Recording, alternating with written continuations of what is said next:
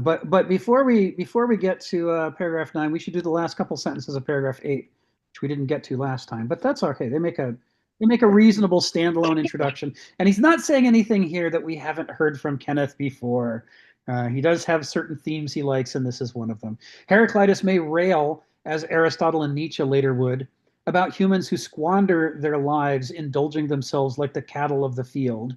And he is quoting a Heraclitus fragment that not a lot of people quote, but it's one of Heraclitus's more direct ones where he's like, "Dear God, most people just stuff themselves like cattle. What is wrong with people?" And he says, "But he knows that this too must somehow be naturally necessary, that vast numbers of human lives be spent unwittingly on myopic and stupid functions. Idiotism marks the ineducable irrationalism of the many, the bed of egocentric sloth in which most lie in utter torpor." Heraclitus writes a lot about the one versus the many. He talks about people not understanding that the good are few and the many are bad. That's one of his fragments. And we talked, I think, in the last month, as we worked our way through chapter 7, we talked about other Heraclitus fragments where he talks about explicitly this idea that, yeah, people go through life sleepwalking. Our concept of the world is so different from the world itself, and we so cut ourselves off from evidence to the contrary that it's as though we're sleepwalkers and bumping into each other and sort of incidentally reacting to what seems like to each other when actually it's more like each of us is reacting to a Rorschach test in our minds instead of to the world that we share in common. And Heraclitus hits this theme over and over. He condemns private intelligence. He says everyone thinks their private intelligence is the best possible thing. He says, but the private intelligence is stupid. Humanity is not rational. Only what encompasses him is rational. The human nature has no real understanding. Only the divine nature has it. So we shouldn't be clinging to our private intelligence, he says. We should cling to what is shared. And what is shared is this nature around us that we have in common. The world is shared by us, and it's guided by this logos, the laws of nature, these deep patterns of change and transformation. And it has been working for countless millennia. He had a sense of the depth of time. Even moderns who think that the cosmos is 14 billion years old and that the earth is 4.5 4.7 billion years old, even we have a much smaller sense of the age of the world than Heraclitus did. He thought the world was eternal. He thought it had been going on forever. So when he says it is astonishing the extent to which nature has figured out a harmony so that the predators and prey can live together in a shifting balance, and so everything sort of finds its way into nature. When he says you got to study nature because it's got this intelligence to it, this is what he's talking about. He says that shared intelligence is profound and astonishing, and we would do well to reorganize our own character, but also our own cultures to harmonize with that, because it has figured things out that we clearly have not figured things out. When George Bernard Shaw, thousands of years later, says, "No man arranges his life half as well as a tree does, except for the first 9 months of it." It's like from the moment we're born, we begin making decisions, and most of our decisions aren't all that good. It's like, and then this is a problem that Homo sapiens has that, as far as Heraclitus can see, the rest of nature mostly doesn't have. So this is what he's talking about. And so when he talks about sleepwalking, and which Kenneth Smith is alluding to in these sentences at the end of paragraph 8, part of what he's talking about is he's saying, on the one hand, it's incredibly frustrating that all these people turn away from the shared intelligence of nature to the private intelligence of their waking dreams. And then we just bump into each other and can't figure out why we're creating problems for ourselves and each other all the time. But then he says, and this is what Kenneth is alluding to, he says, on the other hand, even sleepers participate in the work of the world. Somehow, nature made us this way. Somehow it must be important to our species that there's so many of us go through life sleepwalking. It's not just a bad thing. It must also somehow be necessary. Not that everybody be sleepwalking, but that a lot of people are. And he doesn't pretend to know why. At least in the fragments we have, Heraclitus never says, and the reason is this. He just mostly expresses his sense that his frustration with it must be an inadequate response. There's something deeper going on. It must be necessary somehow, but he doesn't know how. So all of this is what Kenneth is alluding to here at the end. Well, it's, I keep on saying it. Nature creates a multitude. Yes. 8 Yes. billion humans, excessive numbers of acorns out of an oak tree. Where do they all go? Right. Right. The squirrels absolutely depend on that overabundance. And every sperm is sacred. Yes. Monty Python and the Life of Brian. Weird song and dance musical numbers with thousands of people singing every sperm is sacred. Is this Jenny's cue? Do we get to sing the song? You want that to be the sing along for today? Oh my Okay, God. well, yeah, let's sing a song. Possibly not that one. Phil, come off mute and tell us what's on your mind.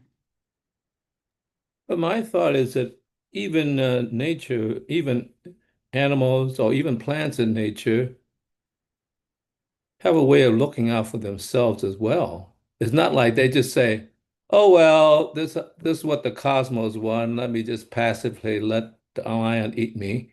I mean, they do fight for that themselves in a sense. So there is some personal integrity even within nature itself. I mean, even the trees will find a way to grow that, away from the stone, away from other plants so that it could survive. So, so there is a cosmic order that they participate in, but they don't just say, well, that is just fate. I guess I'm just gonna just be very passive and let the lion eat me. I don't think any of them do that. They fight for it. So there is some individuality even within nature itself. That's an excellent point, Phil. Yeah, we talked last time, I think, about this idea that when I was a kid, I was taught this uniform gradualist theory of evolution, which dominated for 100 years after Darwin. And the notion that a species is what it is and it's not what it's not. And all the members of the species are pretty much the same. And that was really reflected with this. It used to be a tenet of evolution that the definition of a species is that two different species, if they mate, they can't have fertile offspring. And that was based on this idea of absolute separation of species from one another into these little clean categories. Very 19th century idea. But by the late 20th century, they'd figured out it just wasn't so, and that species are producing this enormous variation, and that the variation is not a single direction that the species is moving towards or moving from. It's a halo effect around the center of the bell curve. And it's there to make as many variants as possible around that strong center. So that if anything happens to the strong center, if the conditions change and the center dies out, maybe somewhere in the halo will be some freak whose time has come at last and now becomes the center of the new bell curve that grows up. And this is how species change. And this was, Stephen Jay Gould's explanation of punctuated equilibrium. This is why there's these lurches that happen. It's the moment of change is not when the lurch occurs. The moment of change was long before that, when all the variants were being produced, even though they didn't leave much in the fossil record. They were around. So, yeah, this idea that nature abhors a monoculture, it doesn't just abhor a vacuum, it abhors a monoculture, and it wants variation and it produces variation. It means that we shouldn't be surprised to find that Homo sapiens doesn't come in a single model of character. And we come in multiple models of character. And nature will do that, will use that variation as it always does. You can speculate about what the reasons might be. And maybe Heraclitus did in some lost fragments. We don't know. But in the fragments we have, he mostly just notes it and says, "Ain't that something?" if nature didn't like the fact that so many people sleepwalk through life, why would it make them that way? It must be important somehow to our species that we go through a period of intense aliveness, mental aliveness to the world, in which we're learning and acquiring and changing, and then we settle down into this, momentum, cultural momentum, if you will. Maybe that's where the center of our bell curve comes from. I don't know. Anyway, so that's how he wraps up paragraph 8. So paragraph 9 is where we're really kicking in today, and this is these are the ideas that oh, you know what I didn't share is I didn't share the intro that David wrote for us. So let me paste that in here. It was on the invite, so you guys will have seen it already. But this is where we're actually today with paragraph 9. We're actually coming to the things that he talks about in this intro. He says, join us for a penetrating discussion of Kenneth Smith's philosophical meditation on the tragic dynamics of sin, ego, and civilization's ironic collapse. In this session, we'll explore the etymology of sin as a splitting off, a rupture from wholeness, and its deeper form, hamartia, as a failure to grasp what is spiritually essential.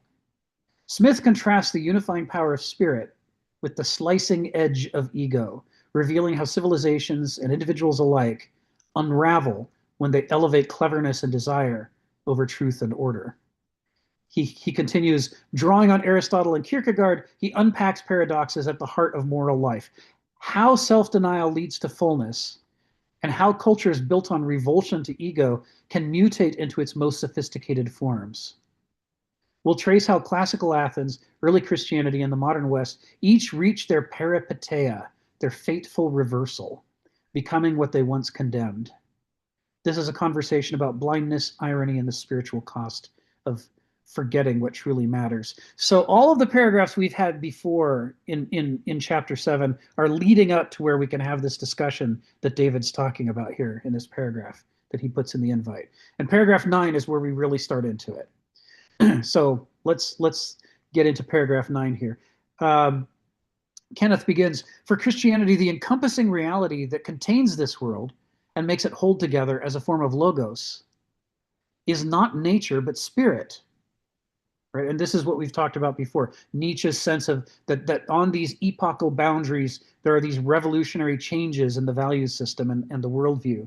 There's a transvaluation of values that occurs, and it upends all of the value system that existed before it. This is what Kenneth is saying here when he says Christianity still believes there's a logos, but it's no longer Heraclitus's logos of nature, or I say Heraclitus, but really Homer's Heraclitus, logos of nature, but it's a logos of spirit instead of nature.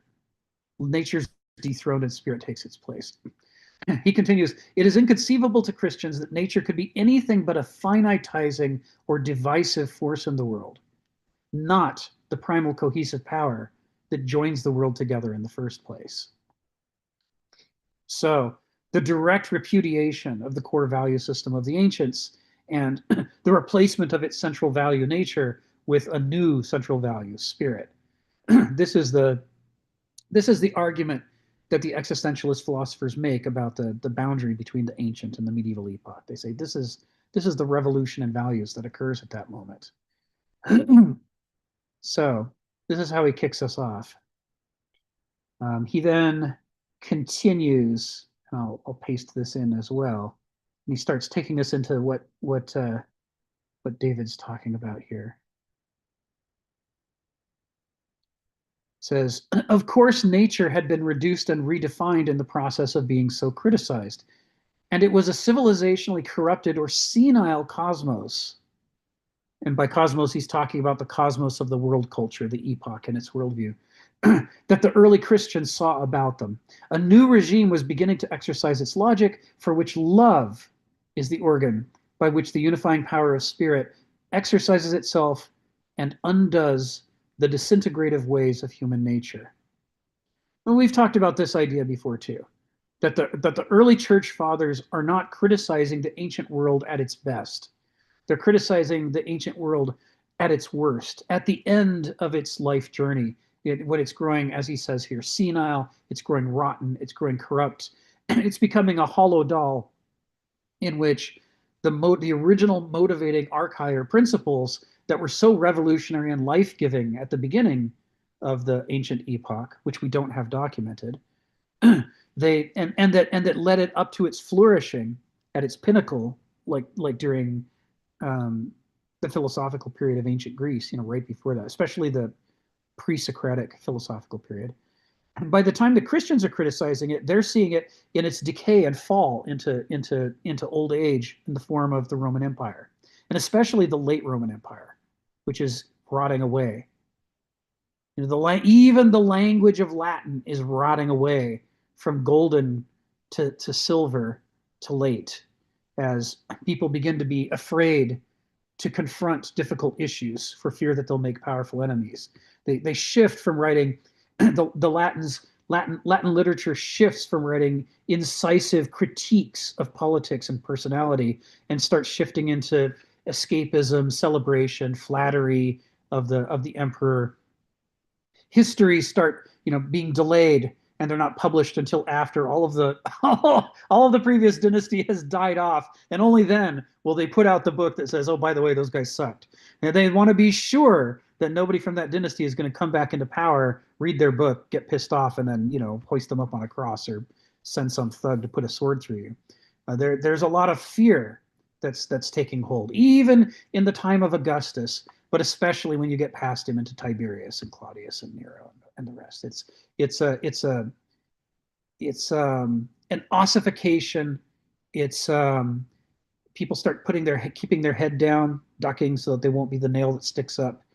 They become more cautious, more afraid, and because they're more cautious and afraid, they're less willing to confront power when the power is corrupt. And as a result, corrupt power is able to exercise more and more freely, and the heart of the spirit of the ancient world goes out of the Roman Empire. It just becomes a zombie. So all the more reason for the early church fathers to go, if this is your vaunted nature, this has got to go. This sucks. And they're not wrong. It does suck. It does have to go. And it certainly wasn't the Christians' fault.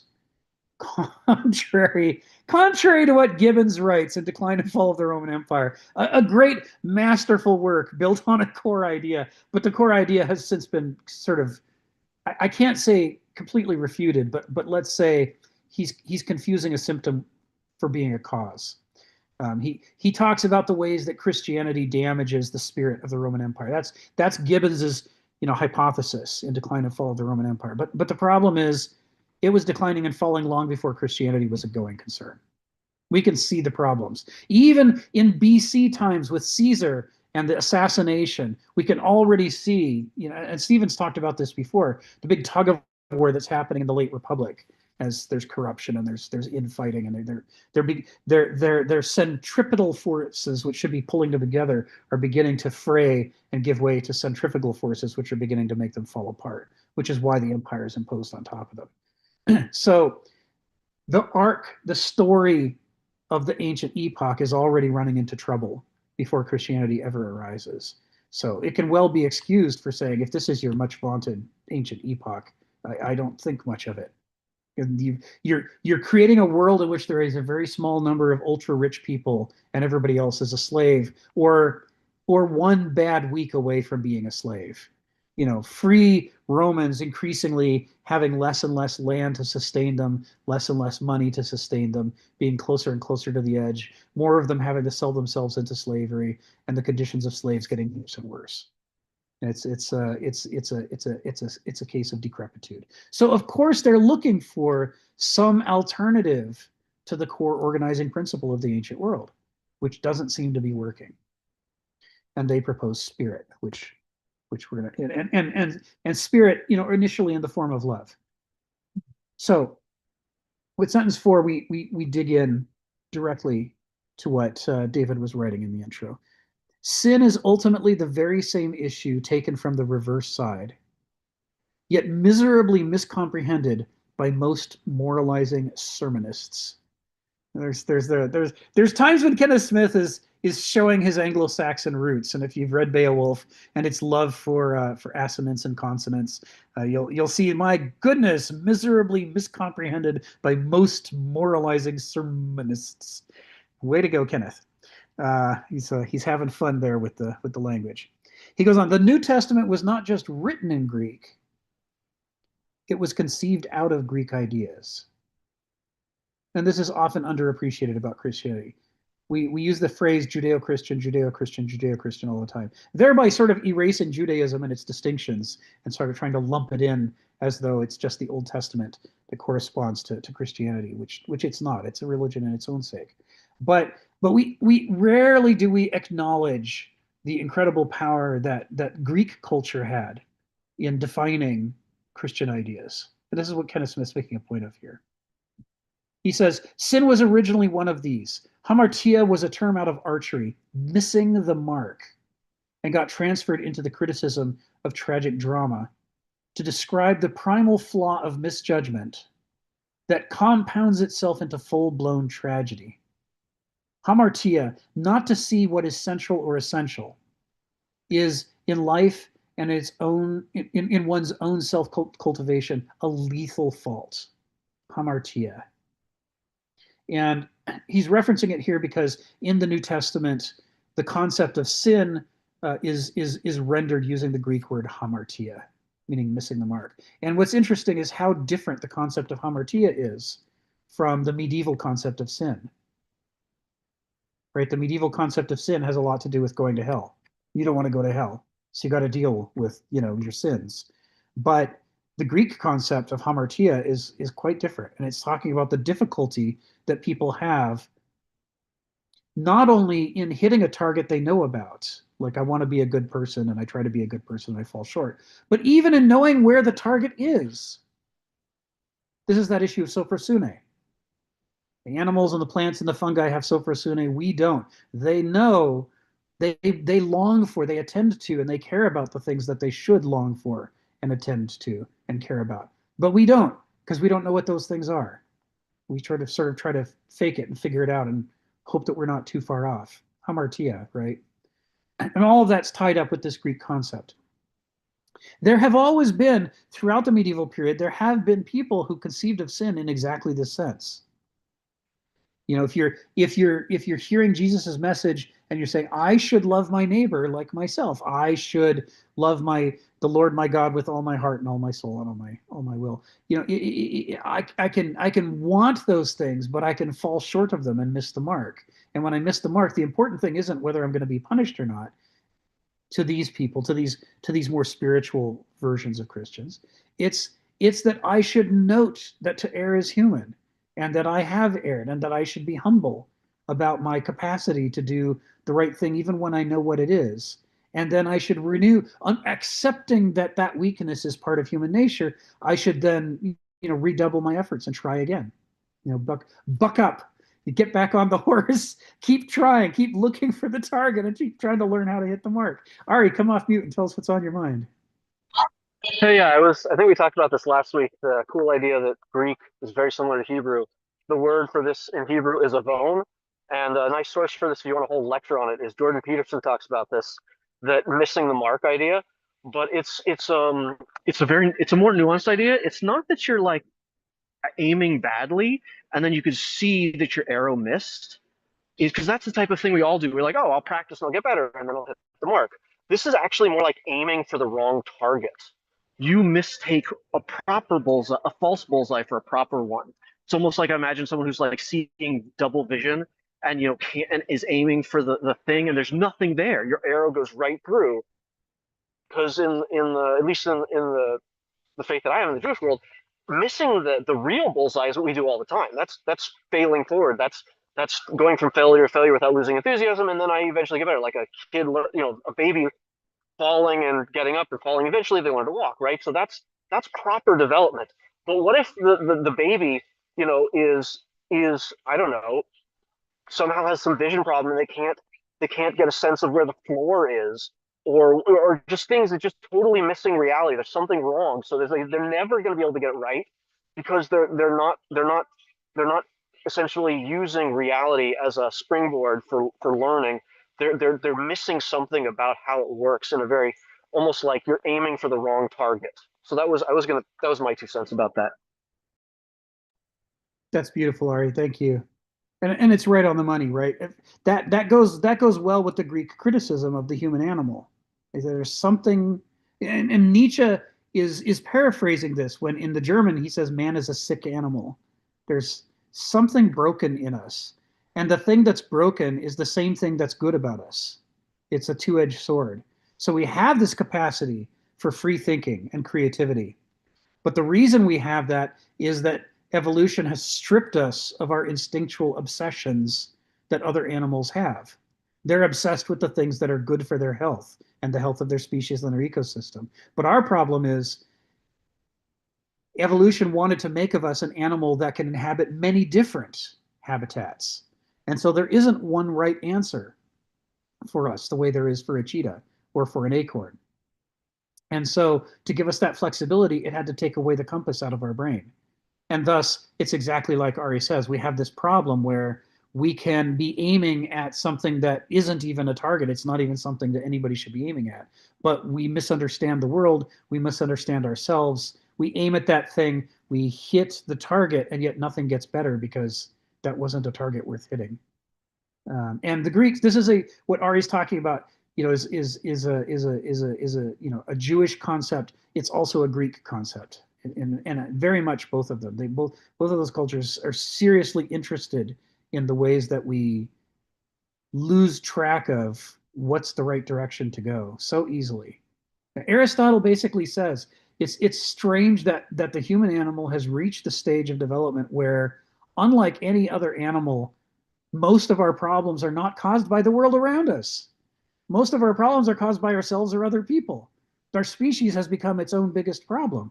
And there aren't even nuclear bombs yet. He's saying this 2,500 years ago. He's saying here's an issue that needs to be solved. And all of this is alludes to this problem of hamartia. Hey, Fred, welcome to the call. Come off mute and tell us what's on your mind. Howdy. It's really vexed question. As usual, there's very rich connotations in the Hebrew and in the Greek and in the Aramaic and in the English translations, and just to compound things into the Greek translation, or rather the translation of Hebrew into Latin and then back into Greek and then to English. The early Christian church had all sorts of sources for this. In the Hebrew, there are at least three notions of sin that I'm aware of. One that was referred to as awan. I think that was previously alluded to. And that usually entails guilt. It's looking at the consequences of sin.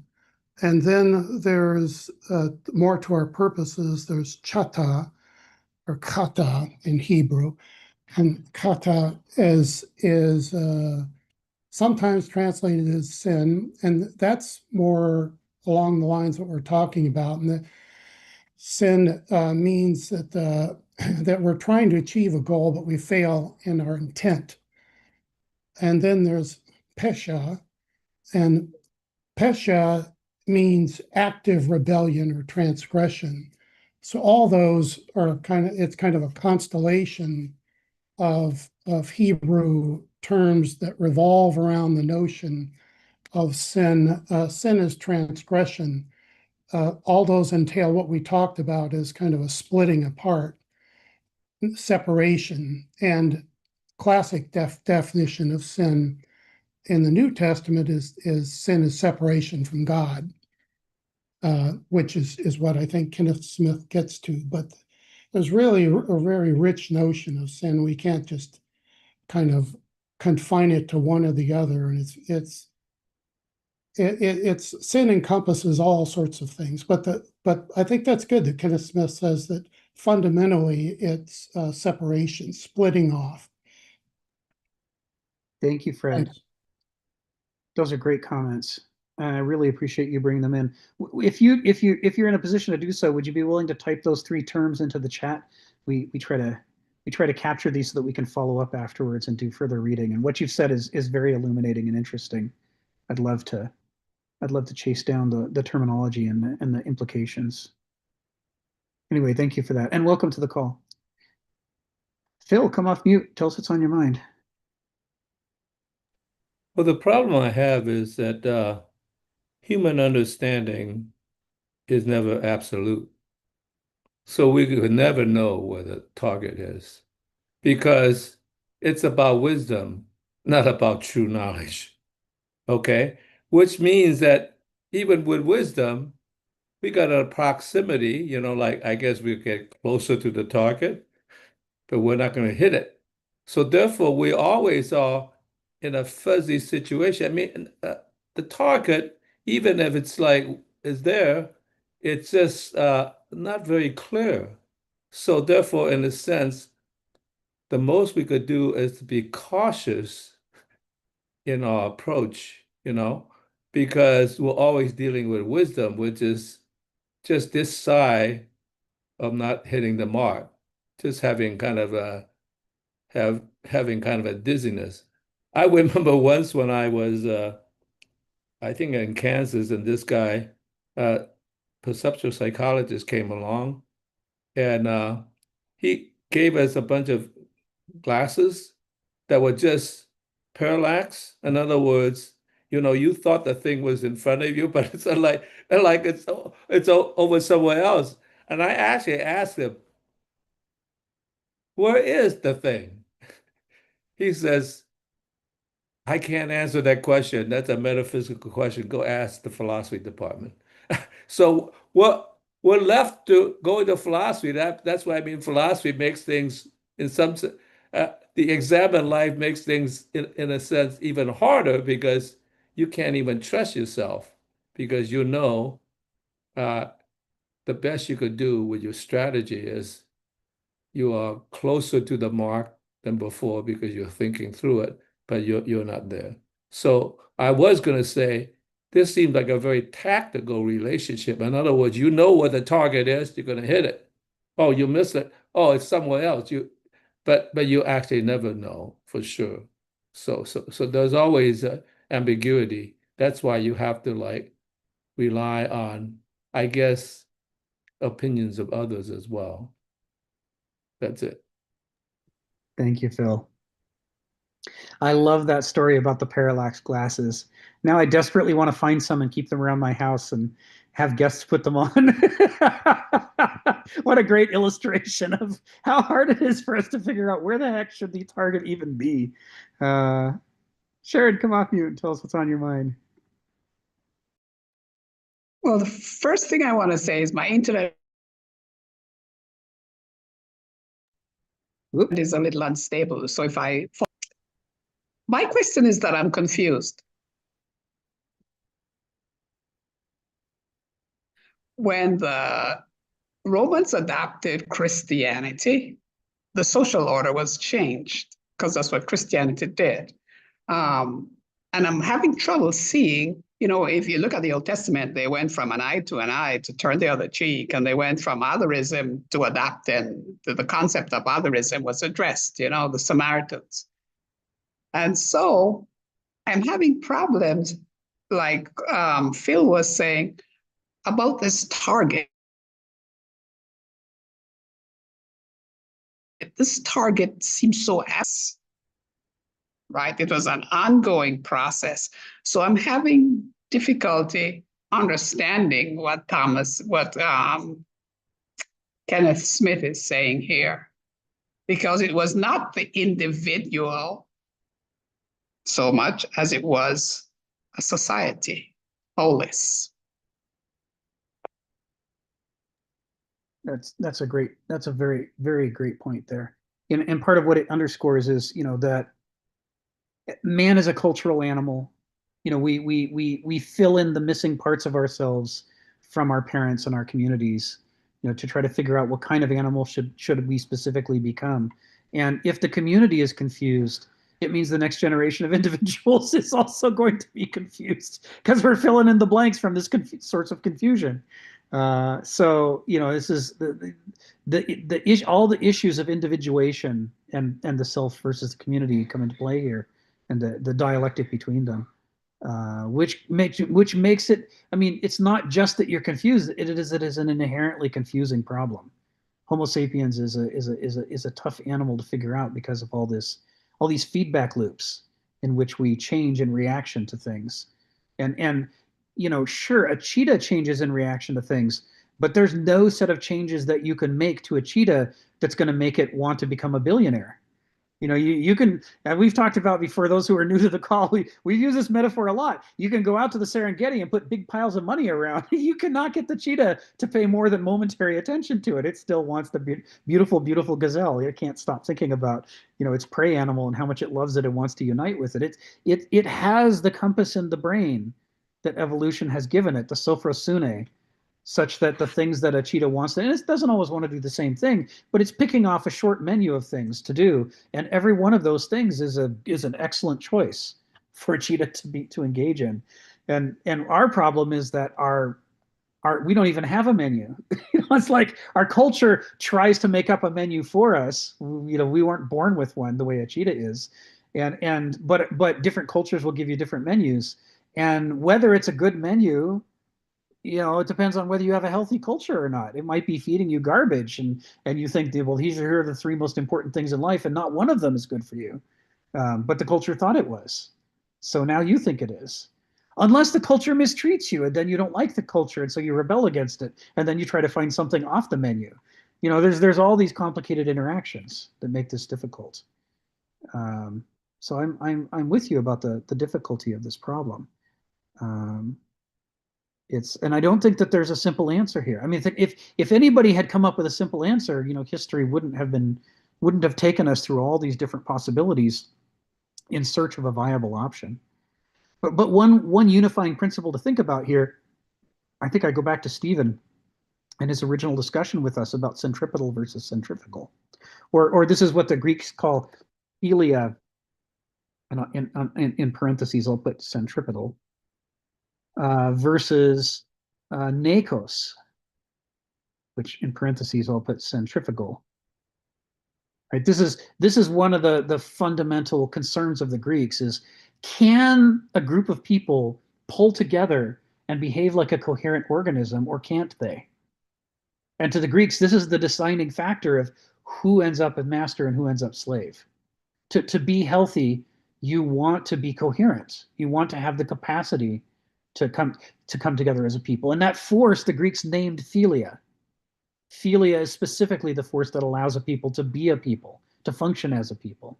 But if their divisions are too strong, that force they called nakos. And if the divisions are too strong, then they break apart and they can't be a coherent organism together. And the Greeks were terrified of that. They were terrified that the polis would be riven by its internal divisions, by its nakos, and fall apart into civil war, which they called stasis. And they were terrified of it. And they were terrified of it because when Aristotle says man is a political animal, I was just rereading this morning. When he says man is a political animal, he doesn't only mean that we need to negotiate with other people for the things that we need. He meant we're an animal whose natural ecosystem is the polis. And if the polis disintegrates, then we have no ecosystem. And without an ecosystem, we die.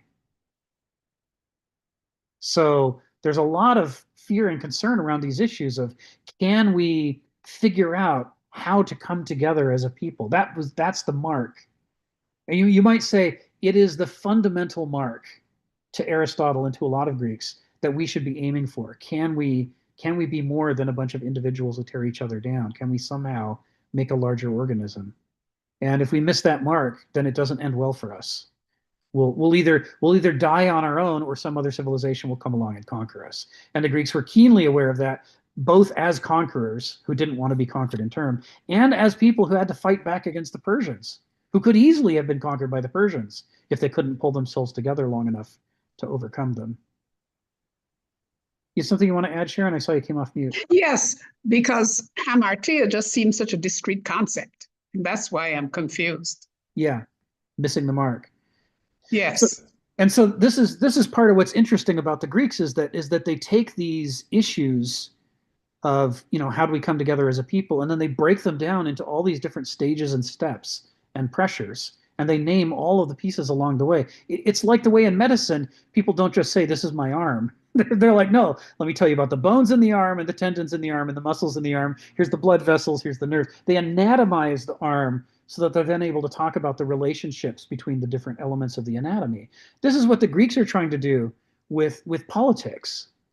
what would allow us to come together, we have to identify, well, what would make us fall apart. They want to name all these forces, all these pieces. And so they have this gigantic, rich vocabulary, like hamartia, that's all about that. Whereas in English, we can hardly render these things into English. We get these arm wavy terms like sin, which it conceals at least as much as it reveals.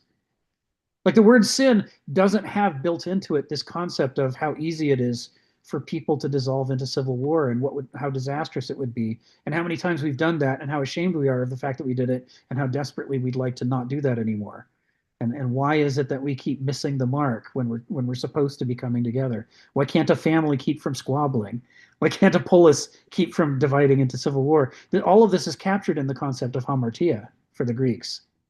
It's like and they're just using the archer as a metaphor. It's just a metaphor. Now, if it's an essay on archery, now they're using hamartia literally to mean sorry you missed the target. But in other contexts, they're taking that term and stretching it to cover the things that they don't have words for. And this is the same thing that Heraclitus does all the time. I have 2 or 3 bookshelves of translations of Heraclitus, and many of the commentators note that Heraclitus is struggling with the limits of the Greek language, which is really saying something because the Greek language is so much more expressive. The ancient Greek language is so much more expressive than English, or at least than our Anglo-Saxon roots are. It has an incredible ability to describe complicated relationships between processes and subjects and objects and the things that are produced by those processes and so forth. But still, it didn't have the words to describe the dialectic, the ways that things that can be at variance can also be in harmony with themselves, the way that the harmony of the world is created through a bunch of dialectics, all this stuff. There was no language for any of that. And so Heraclitus has to resort to talking about you can't step in the same river twice, and the bow and the lyre and how they work. He's using these exactly like hamartia. He's using these words that already have well-defined concrete meanings, and he's stretching them to apply to things that they didn't previously apply to. You see that in Plato, you see that in Thales, you see that in Aristotle. They're really wrestling at ballooning their language. Interestingly, in Latin, you see that in Cicero. Cicero, when he's writing, he wrote an essay where he complains about the fact that the Romans aspire to be the lords of creation. They want to be an empire, but their own language is so inferior to the ancient Greeks. He says, how can we be the masters of the Greeks when their language lets them describe the world more fully and richly than ours does? And so he embarks on a program to add to the Latin language by studying what Greek is able to say that Latin can't, and then doing things like what this word hamartia does. He's taking existing Latin terms and saying, what if this doesn't just mean what it means, but it's also a metaphor for this other idea that we just don't have at all, so that we can get into Latin the ability to talk about this thing. It's part of the definition of golden age Latin. Is Cicero himself is a major figure that defines the boundary, because he starts pouring all these new metaphorical definitions into the Latin language to stretch it to be able to talk about things that the Greeks had no trouble talking about, but that the Romans couldn't really talk about at all. So we'll come back to Stephen's question after I do the hands that are up. But that is a great question. I actually literally had that conversation with some family members yesterday. So he asks, if so, why did the Greek Empire fall and the Romans succeeded? We will come back to that. Lana, welcome to the call. So glad to have you here. Come off mute and tell us what's on your mind. Thanks. How are you? Good. This has been interesting, and I read the I'm going to pull it up again, but I read the thing and I found it really fascinating. And so I have 3 parts that I wanted to talk about briefly. One is his focus on, I forget what the word is at the moment, but idiots. There's the id. Yeah. So anyway, it seems like he says that, we will end up with many of those no matter what. And you can have a society that functions even with a bunch of people who do not know what's going on, and I guess they just follow the leaders who are supposedly enlightened. So in terms of a society, it's not necessarily, it's not necessary for everyone to have this sense of making sure everything is well. You just have to have enough people that are doing that to enforce it, to follow, to be a leader and a enforcer to some extent. The other thing that I found was interesting was the concept of the hamartia with the missing. So to me, what that sounds like, and I'm not a scientist, but it sounds a lot like quantum physics and and the uncertainty principle. And not only in the uncertainty principle, not only do you not know exactly where it is, but the fact of looking for it moves it and changes it. So that to me is, it makes it really hard to figure out, even philosophically and not physically, what something is, what it looks like, how you define it, describe it, and how that all gets translated into how you actually execute it in terms of, I'm going to take care of people and share my food. Well, how does that work? And how do you do this? And the third thing I wanted to say was there was a really good line in here about something that could be, let's see if somebody remembers it because I'm looking for it. Something that could be one thing is included, but the other one, in the other direction, it's not. Does anyone remember where that is? I think it was a last sentence of a paragraph. Yes. Yes. And we'll come to that sentence, so you'll get a chance to bring it up again. Okay. I just thought that was really fascinating that A can include B, but B doesn't necessarily include A. Yes. So yeah, that whatever Yes. it was, it's somewhere in the reading that I can't find at the moment. So Yes. anyway, that's where I am. That's in paragraphs 10 and 11, where he's talking about Kierkegaard's model of the aesthetic personality and how the higher, more spiritual forms of personality don't exclude the aesthetic, they include it. And so he's talking about the relationship between the infinite and the finite, and that the finite may push away against the infinite and not want to include it because it doesn't have room, but the infinite has room and it's able to include the perspectives of the finite within it. Kierkegaard does some very interesting stuff about the human psyche and the ways that these different modes of thought operate. So yeah, we're gonna move directly towards your third observation as we proceed through these paragraphs. The first two are interesting, aren't they? I mean, this issue of idiota and how is a society supposed to function when so many of its members are so parochial? Because idiota, part of what that's about, on the one hand, it's an acknowledgement that the Greeks believe, all the way back to the 600s and 700s BCE, in the lyric poetry, they make clear that they believe that to be mortal isn't just to die, and it's not just that your creative works also eventually pass on, which is frustrating, but that we're so stupid because we don't live very long. We're just like barely figuring things out when we die, and the next generation has to start over again. And there's this huge turnover. And the Greeks, to be mortal is even worse than that. They call us ephemeroi, meaning creatures of a day, because we go to sleep and we wake up the next morning, we've forgotten almost everything, and we have to sort of rediscover, what room am I in? Where am I? What's my name? How old am I? What am I supposed to do today? Do I have chores that I forgot about? There's this process of self-rediscovery that happens every morning that we've been doing for so long, we take it for granted. But the Greeks didn't. They're like, they could easily imagine that, Athena wakes up in the morning and remembers everything. But a human being wakes up in the morning and we're like, duh, where's my coffee? I can't remember a damn thing. So on the one hand, this issue of idiota, one's own, the foolishness of mortals, is about the shared foolishness that we all have.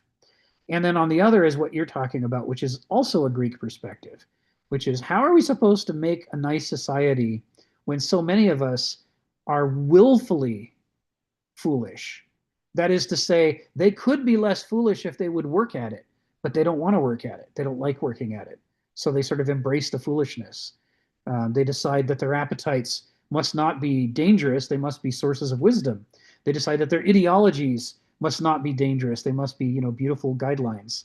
And they just sort of lean into all the drawbacks that come from these half-witted strategies for life. So the Greeks had this idea that they called this idea, and I'll type it into the chat. They called it anthropoculture. Anthropoculture. Just like you have agriculture or horticulture or viniculture, you could have anthropoculture. We could use the human culture and its tools and techniques to try to bring out the best in everybody, to try to help fewer people be so idiotic, and of those that are more deeply idiotic, to still move them from the worst side of being idiotic to the better side of idiocy. So you think about things like Aesop's fables. You don't have to be literate to hear Aesop's fables and think about what they mean, and that can give you some skepticism about human appetites and foolishness and so forth. That's actually wisdom literature that you've internalized, even though you never read a single book in your life. And even though you might be a slave and you work all day and you're not given the opportunity to engage in, philosophical debate, still the culture can be filled with all these opportunities for you to move to the more wise side of slavery and away from the more foolish side of slavery. And so the Greeks thought that was not only a possibility, but a duty. Both of those things, to try to educate as many people as you can, and also to try to make sure that the ones who aren't educated still are less foolish than they would be if they weren't members of this culture. So that's kind of interesting that they're seeing these things not as absolute rigid categories, either you're wise or you're foolish, but they're seeing it as this huge area in which the culture can have an impact and you can move people in the direction of. In the particular case of this article, it's not necessarily less foolish, but more self-focused, period. I mean, he's talking about, in this article, he's talking about it being people who, we are babies and we are completely self-focused and just want everything we can get. And then some people don't develop from that point. Right. Emotionally or intellectually or whatever. So. Right. Yeah, that's his focus in this article. And in the larger scope of the book, he augments that with the idea that if someone is stuck at a doulic level, the doulos who's all appetitive, still it makes a difference whether they're a doulos raised in Athens, which is trying to educate as many people as possible, or a doulos raised in Sparta, which absolutely does not educate its slaves. In fact, tries to terrify them all the time. In Athens, one of their goals, and they write about this, is to get to where only about a third of their population were douloi. And a third of them were banausoi, people who worked in the marketplace, like traders and bankers and craftsmen. And about a third of them were aristoi, which is a huge percentage of the population to be engaged in governance and philosophy. Sparta, by contrast, went the opposite direction, tried to have a massive number of douloi, hardly any banausoi, and a teeny tiny number of hyper-violent aristoi, who, were trying to be the best that could possibly be at war so that they could terrify their giant population of slaves into obeying them. And so they're seeing that, Kenneth talks about the way that the Greeks tried different strategies for how are you supposed to deal with the idiocy. And he tends to be more, shall we say, sympathetic towards the Athenian approach than towards the Spartan approach. It's like, and yeah, when we get to the section on the modern world, he has a lot to say about what we do with douloi and banausoi. Anyway, great comments and questions, Lana. Thank you. And again, welcome to the seminar. We take our time going through this text so that we can have discussions like this, when people bring up questions like the way you did, and we can really chew on this material and think about it and talk about it. So thanks for participating. Donald, come off mute. Tell us what's on your mind. Well, Kenneth once said that man is a herd animal. He said, like cows. I'm not sure. The Greeks had oxen, I think, but I'm not sure about cows. I'm not sure where cows came biologically. They're sort of they're like domesticated dogs, I think. an animal that's been bred for us. We bred it for us, but he said we're cows, and by that he meant not cows, but we're a herd animal. There is, for all the discord, this, we like each other. I mean, even when we like to fight each other, we like each other. We want to be together. That's why, you know, everybody's in the bar every night or something. They don't go there to be alone. They go there to be with other people.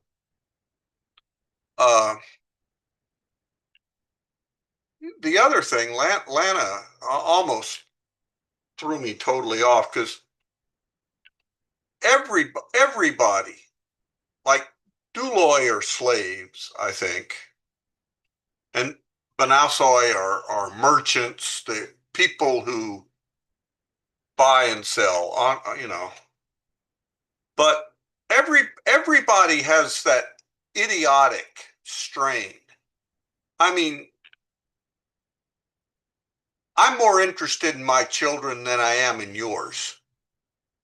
I was more interested in my job than I was in yours.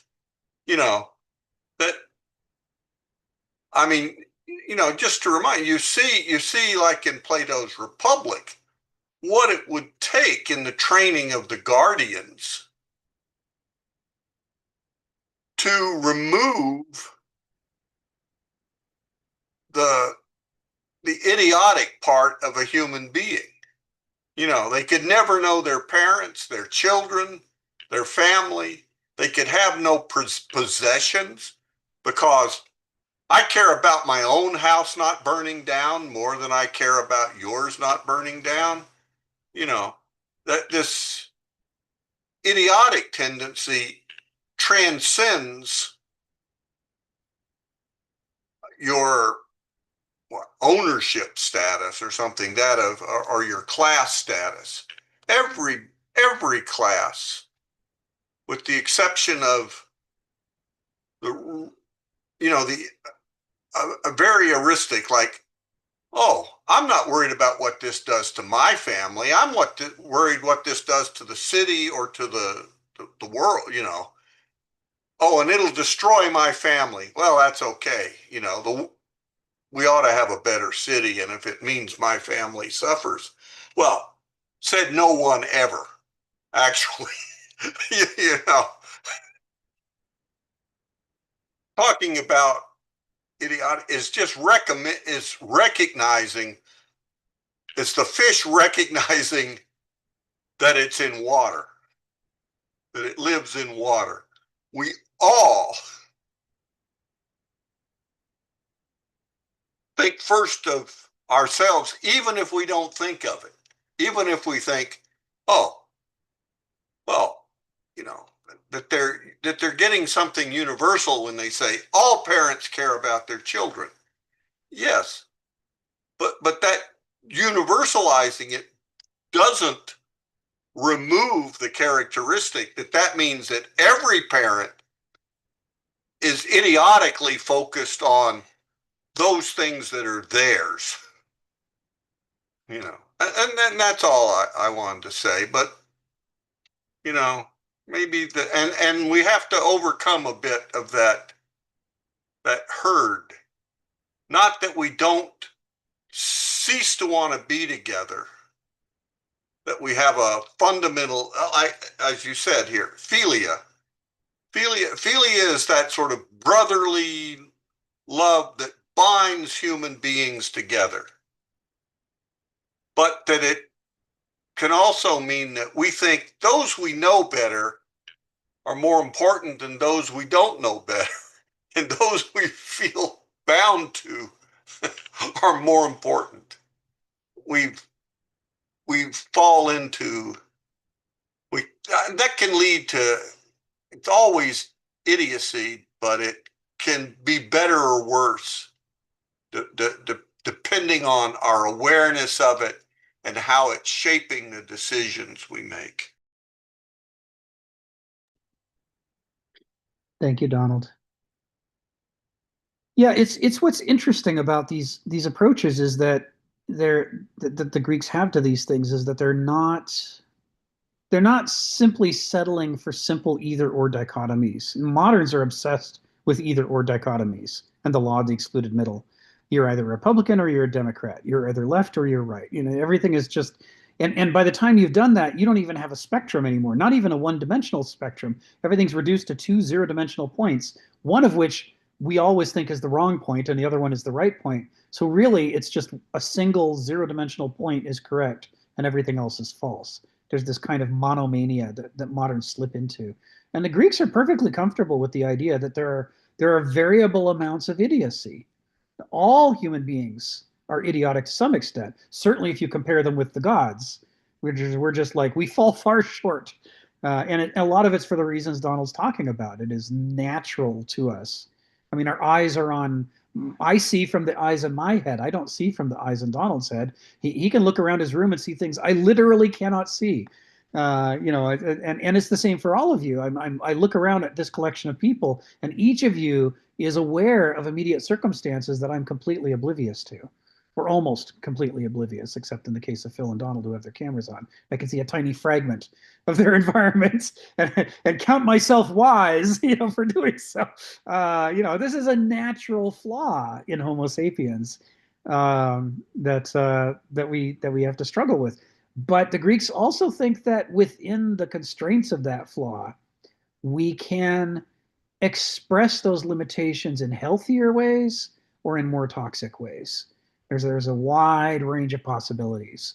And they're very interested in figuring out what makes the healthy ways healthy, what makes the toxic ways toxic. How do you figure out what mix of health and toxicity is going on in any given person's character? And then, and like we were alluding to earlier with Sharon, then they coin terms for all of these things. So they have this gigantic, rich vocabulary for anatomizing, you know, idiocy and how does it work and how are we to navigate it to try to be the wisest idiots we know how to be, and not to be the most foolish idiots. It's an interesting area among the Greeks. Ginny, come off mute and tell us what's on your mind.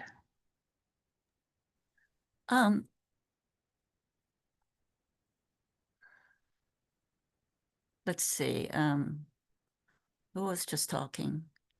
Yeah, it was Donald. Yeah, Donald was just talking, and he basically was saying pretty positive things about human race. But I was thinking, in the animal kingdom, whether it be elephants, tigers, whatever, are those species known to group one group of tigers versus another group of tigers and fight against each other? Do they fight for territory or whatever? The way human beings do, you know?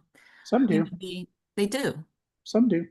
Because I was thinking of like things like ants and bees. You never think of ants and bees, one group of ants attacking another group of ants or bees, you know, right? They will. If their territories overlap and they get angry, they will fight.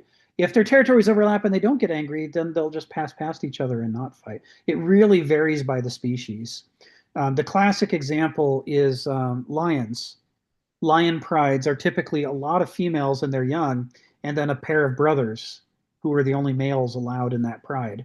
And the men run, quote unquote, the males run the pride and try to protect and restrict access to that group of females. And it is not unknown for another pair of brothers to come in and attack the brothers who are running a pride and kill them or drive them off and take over the pride. And if they do, they will typically kill all the young because the young are the young of the previous brothers and they don't want those ones to reproduce. So instead they'll kill off the young, remate with the lionesses and try to start, you know, make the pride be their own. So there are plenty of examples like this in nature, but the thing about them is that they're time tested. They're, you know, what lion prides don't do is they don't try to exterminate all the other lion prides so that they can own the entire Serengeti. They've got these limits to their aggression that makes them work within a framework that, although it's brutal at an individual level, on an ecosystem level, it functions for, well, at this point, millions of years. I thought it was just for food when it came to food for, you know. They're all different. I mean, every species has its things about. An easier contrast to make that's really worth looking at is chimpanzees. If you contrast them with bonobos, because they look a lot like each other. Bonobos just look like short chimpanzees, but behaviorally, they're very different. So Jane Goodall, in her work on chimpanzees, she writes about degenerate situations where a chimpanzee troop doesn't have enough to eat and engages in warfare and kills off another troop and takes over its territory. And she was shocked when she wrote those articles about that because she'd never seen it in all her years there. She'd never seen anything like it. But the people who are studying bonobos, it appears bonobos don't ever do that. They're more likely to just have sex with each other. They're like, they solve their problems. They're the hippies of the great apes. They solve their problems by having sex with each other, whereas the chimpanzees might get violent with each other. So even very superficially similar animal species can nevertheless have radically different cultures. It all depends on what has evolved over the millions of years for them.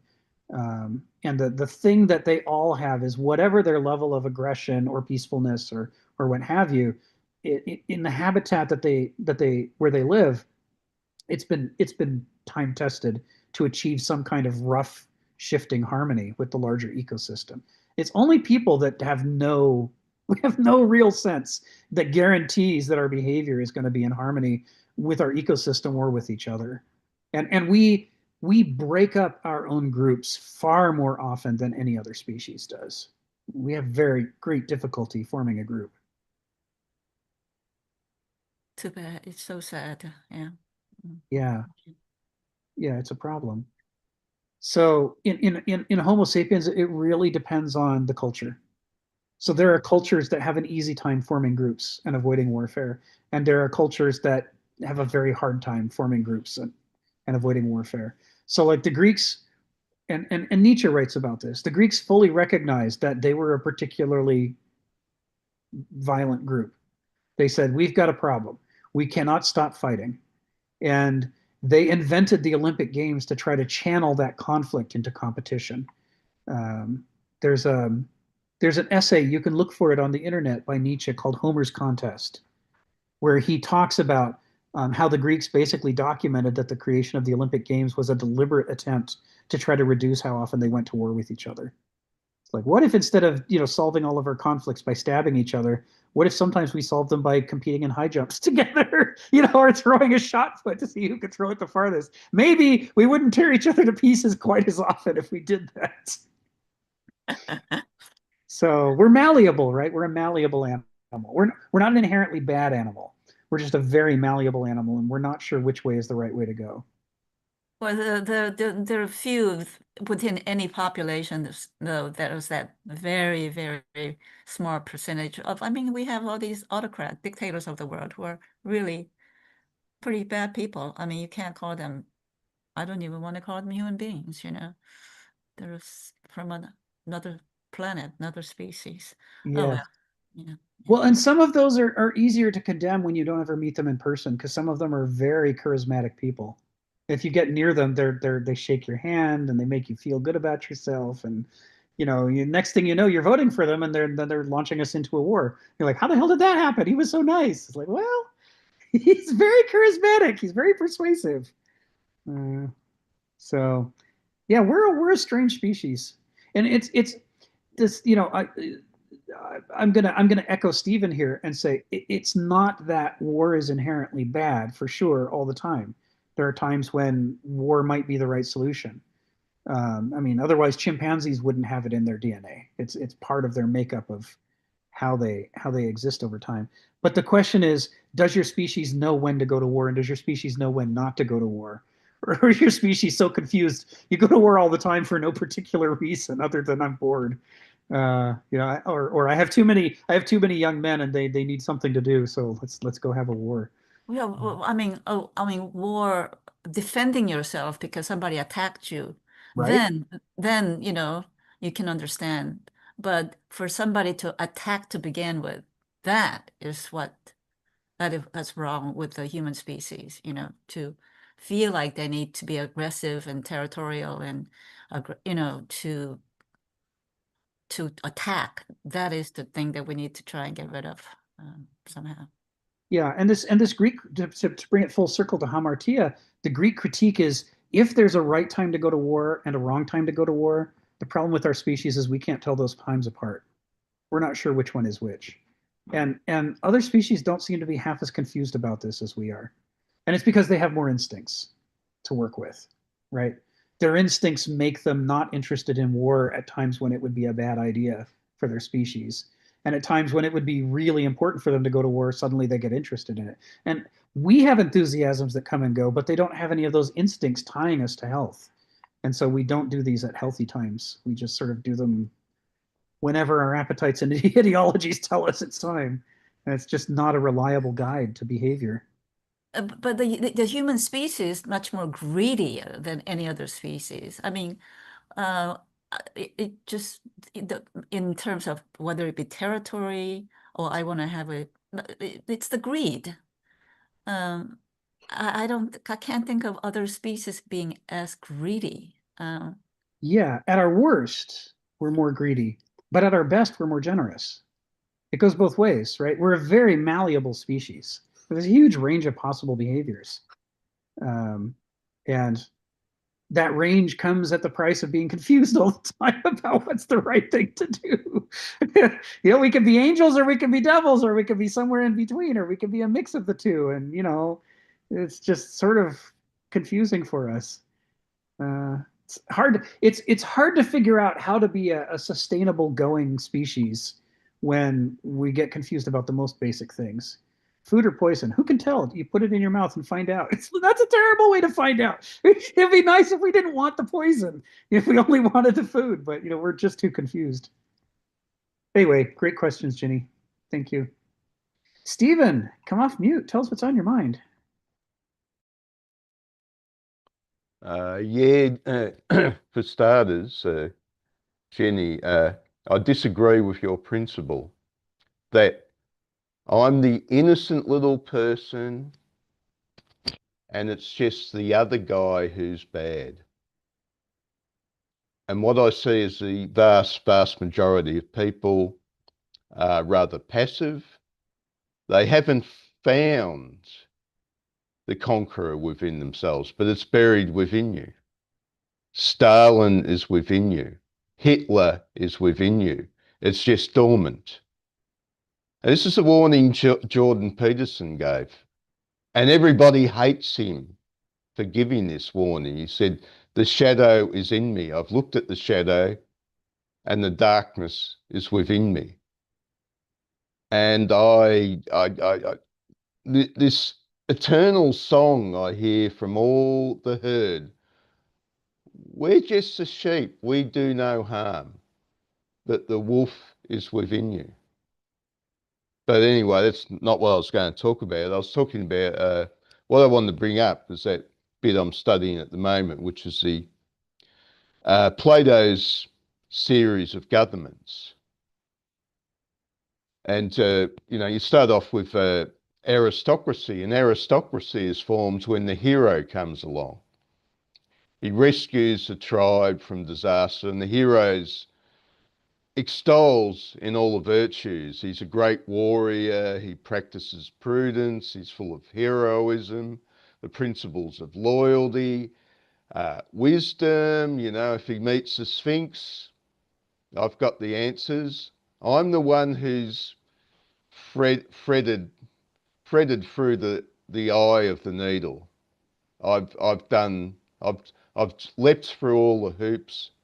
The hero becomes the aristocracy. His descendants practice a culture of ancestor worship, which evolves into the idea that this ancestor was somehow divine and becomes a god.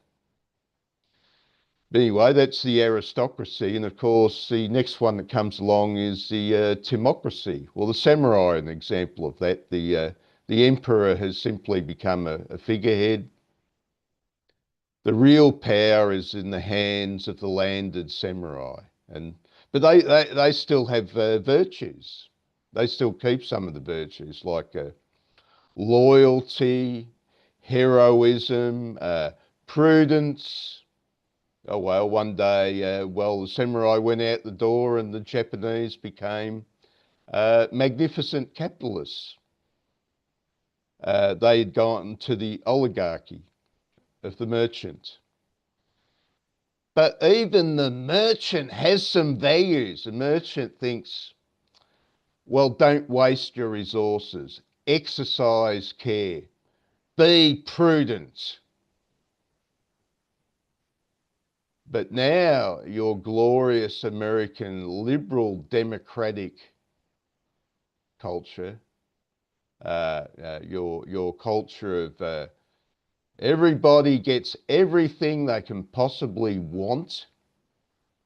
Sorry, where's your values now? What are your values? I want you guys to tell me, once you've thrown the last value out the door, prudence, as Heidegger said, exercise care, what's your value now? What are your set of values? I see a lot of, fake values going around, false virtues. Oh, I care about the environment. Give me some money.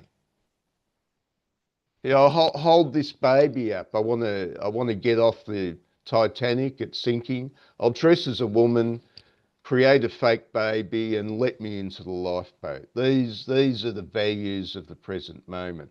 I really want to hear what are the values of your current supposed liberal democracy that once at prudence and care have gone out the window, because I hear the culture, not even Ebenezer Scrooge went as low as a culture of gimme, gimme, gimme, gimme, gimme. This is the current culture. Thank you. Thank you, Stephen. We'll answer your question in a year and a half when we enter the modern section of this book, and we'll be able to talk about where those things come from. But in the meantime, may I direct you to the ABBA song, "Gimme, Gimme, Gimme." It's a well-known example of what you're talking about. That was Money, Money, Money, wasn't it? They did have money, money, No. money as well. But Oh, give me a man after midnight. Man After Midnight. After midnight. That's what they wanted. Yep. Chihuahua. Yep. Is it sing along time again? That's what I'm hearing going on here. Yes.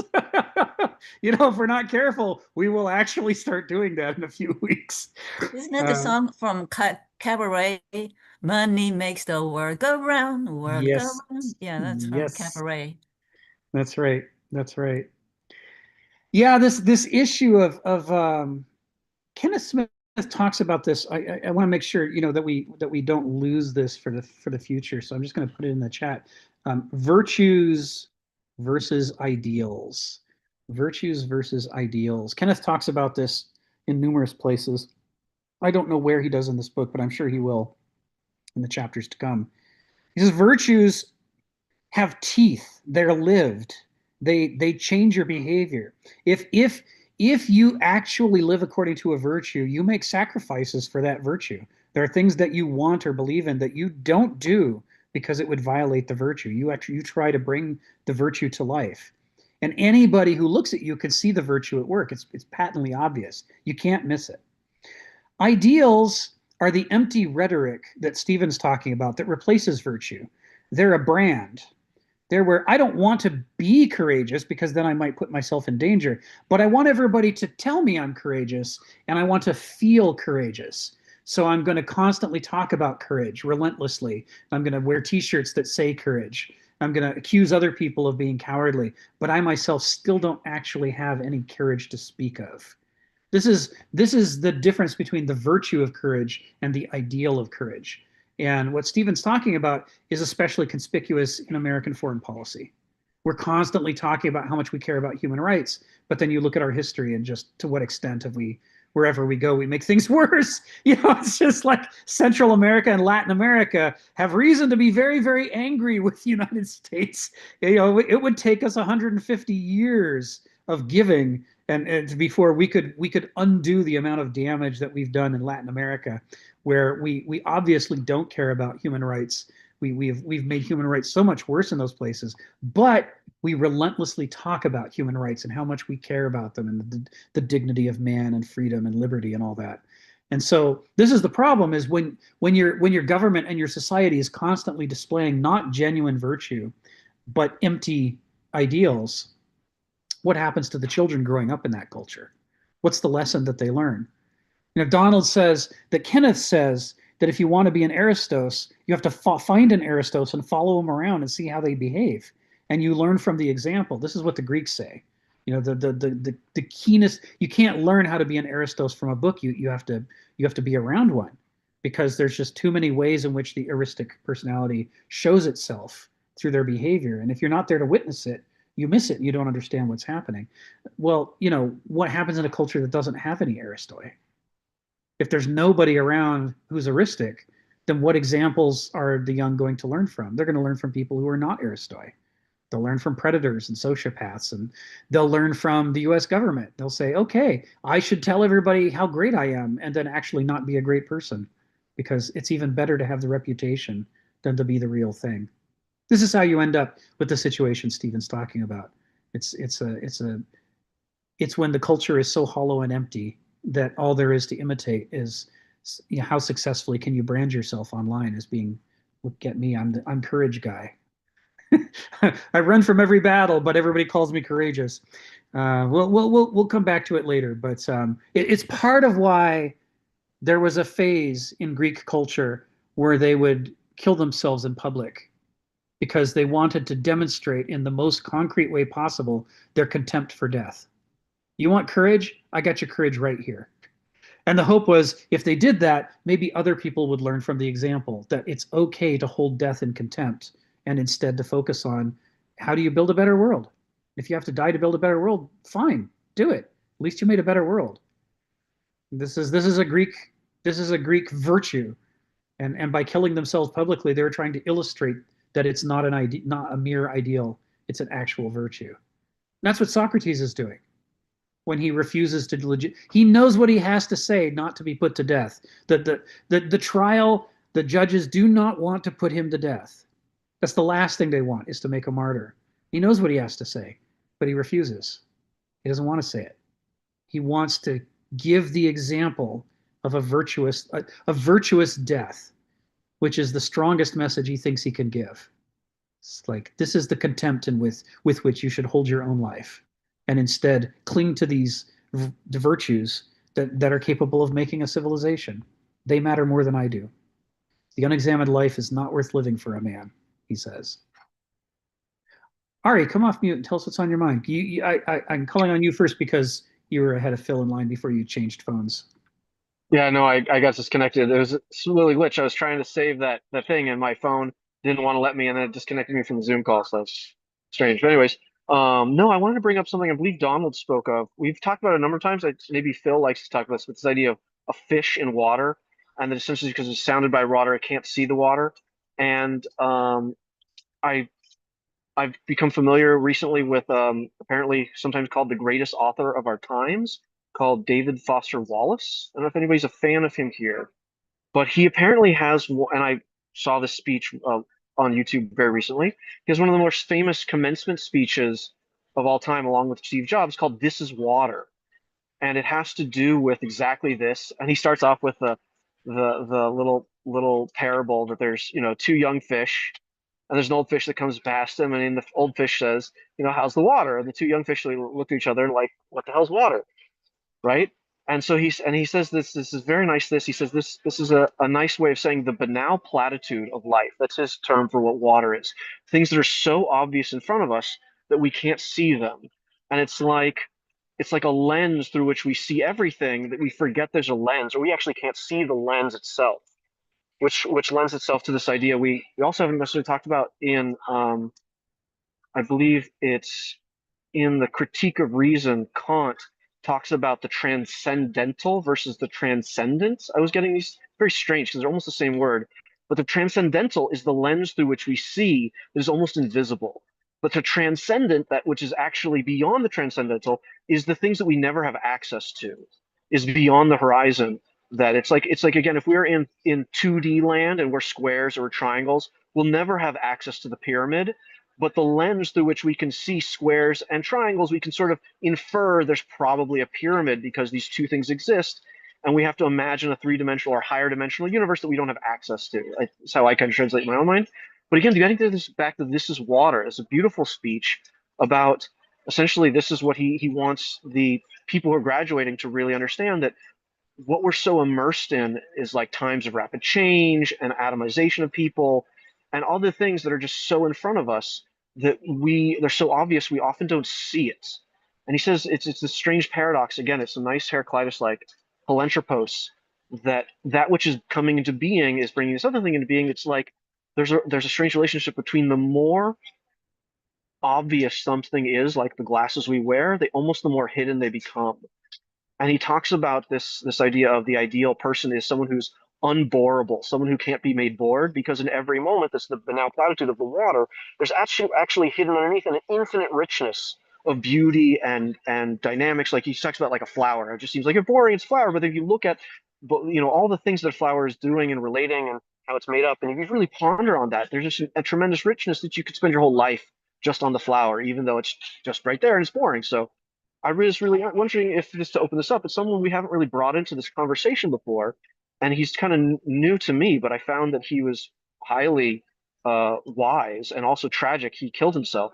That David Foster Wallace is, and he writes all about this. This is water. So I'm just wondering if anybody wants to talk about that. Maybe another time we could plant the seed and let it grow. Turn Yes. into an oak tree later. It'll be on its own, right? Yes. It'll find its way as its own Sophrosyne. But I'm just curious. It seems really apropos to what we're saying, but I don't want to derail. I really like the conversation about again how did Rome survive and Greek not in this idea of war, and it's really good stuff. So that's all.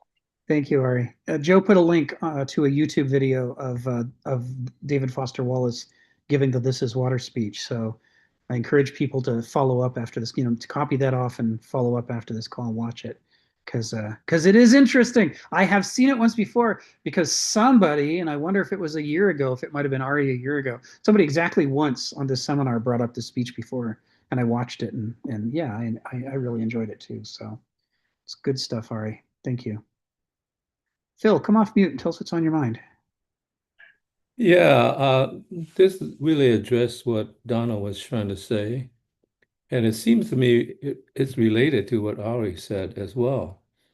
I'm thinking like, first of all, I want to underscore that I believe in philia because that's what holds a society together. Although it's difficult in doing that. And what Donald said is that we're herd animals. And in some sense, that's true.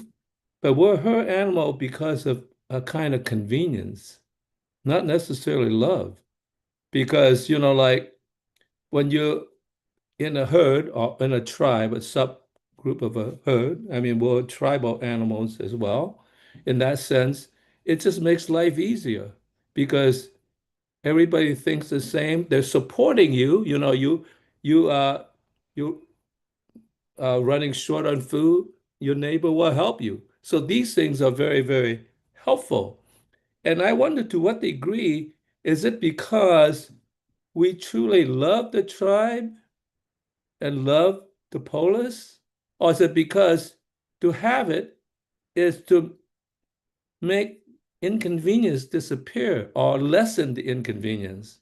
And so I wonder to what degree, as the polis get larger and larger to a country, a nation state, and so complex, there's so many hassles that we have to face that we need the herd instinct in a sense to protect us, but we can't.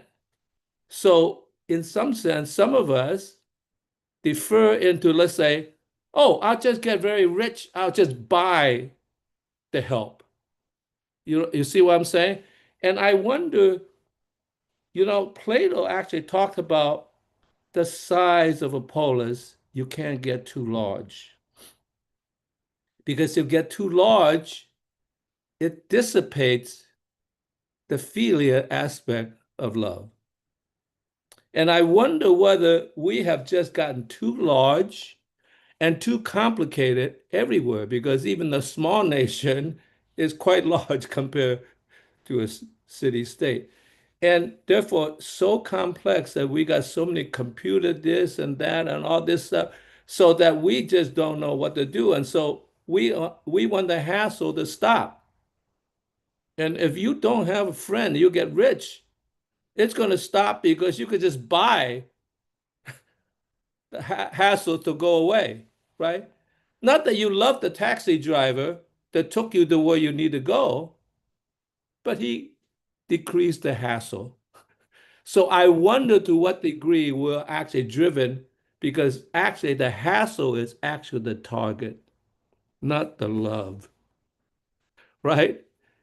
If you strike the target, then your life is, well, maybe I would say pleasant, but somewhat easier.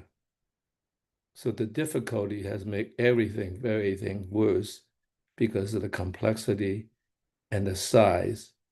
And so you can't get to know everybody. So I think that dual relationship of wanting to have philia, rather than purely self-love, it does come down to self-love in terms of reducing the hassle of daily life. That's it, Phil. Thank you, Phil. Great comments. And yeah, it is noteworthy that Plato does that. And I saw Donald nodding when you said it. That discussion of what is the upper limit of the size of a polis. And if you get any bigger than that, you don't actually know the other members of the polis. You can't have philia for one another except in sort of an abstract arm waving kind of way. If it's not that we have no instincts at all. We can have less than a cheetah and still have some instincts. Like Noam Chomsky talks about our instinct for language, and other people talk about other instincts that we have. They're sort of general purpose instincts designed to make us acquire culture. That we imitate, but only up to a point. Once we've imitated enough, we start repelling instead and saying, well, I don't want to copy other things. I know who I am. That switchover that happens in us is probably instinctual, as far as we can tell. There's a few others, like a baby put on a glass table over a great drop will be terrified. There's a fear of heights that's built into infants, and it's the fear of being dropped by mama, right? And then there's the rooting reflex. You tickle next to the mouth and they turn their mouth and move towards your finger. Obviously very important for nursing, right? Very handy instinct for a newborn to have. You can see why our species would keep that. But missing a lot of other instincts means that, yeah, there's a certain amount of chaos in our subsequent development, and it could well be that among the few instincts that we have, we might have an instinct that that has developed us to the point where we are very comfortable with groups of a certain size, and we're functional at that size as a species. But you put us in a larger group, and we never evolved to handle that. We just don't know what the heck we're doing. I was hypothesizing, I think 3 months ago, about the possibility that the tribe might be the upper limit of a successful human social unit, and that we have instincts to support, but everything beyond that we don't, and that we somehow try to emotionally imagine larger groups as tribes, but it doesn't work for us. We just don't feel that sense of unity. And the consequence of not feeling that philia in those larger groups is, maybe that's a major player in why we have so many wars. How many of our wars are not only are they not adaptive, they're not even useful. They're only really happening because of our jitteriness at being in a situation that we never evolved to handle. The classic example in this area is stress. Biologists, medical folks examine the physiology of stress and how it's supposed to work on a human being. And stress is clearly supposed to be short term. And it's just that all of medicine basically agrees. Stress is incredibly valuable. Adrenaline is incredibly valuable in small amounts in for short periods of time. It's valuable, but it's also a poison, and it literally begins to break your body down. If you're stressed hour after hour, day after day, you begin to have system collapse. And the modern economy is designed to keep people stressed all the time in a misguided attempt to maximize their productivity. But your productivity can't be maximized if you're falling apart because you're being overstimulated all the time. It's like the people who think the world will be great if they could just be on speed all the time. They'll get everything done more efficiently. But instead their teeth fall out and their body starts to collapse. And this is like, there are things the body evolved to do well, and you push it beyond those limits and you discover it was not evolved to do those other things. We don't particularly like examining these areas. What if globalization is putting us into a situation in which biologically we are inherently driven to be dysfunctional? So we never evolved to handle it. I'm not saying that's true, but as a scientific hypothesis, it should be examined. There are legitimate reasons to think that species that used to move around in small family and tribal groups are not necessarily well adapted to a giant 8 billion person global network. It's an open question that ought to be examined, but we don't really want to look at it, because what if it says this won't work for us? Then what are we supposed to do? What if it says that the fundamental assumptions of our justice system, our economic system, our political system, what if that's all based on a kind of human being that doesn't actually biologically exist? Then what? What about, how then are we just? How then are we the right way to go forward? So there's good reasons why in the modern world, some scientific studies get funded and others don't. Partially it has to do with profitability, but partially it has to do with, we really don't want to fund studies that destabilize our concept of ourselves, because that threatens the power relationships that exist. So thank you, Phil. Emma, welcome to the call. Come off mute and tell us what's on your mind.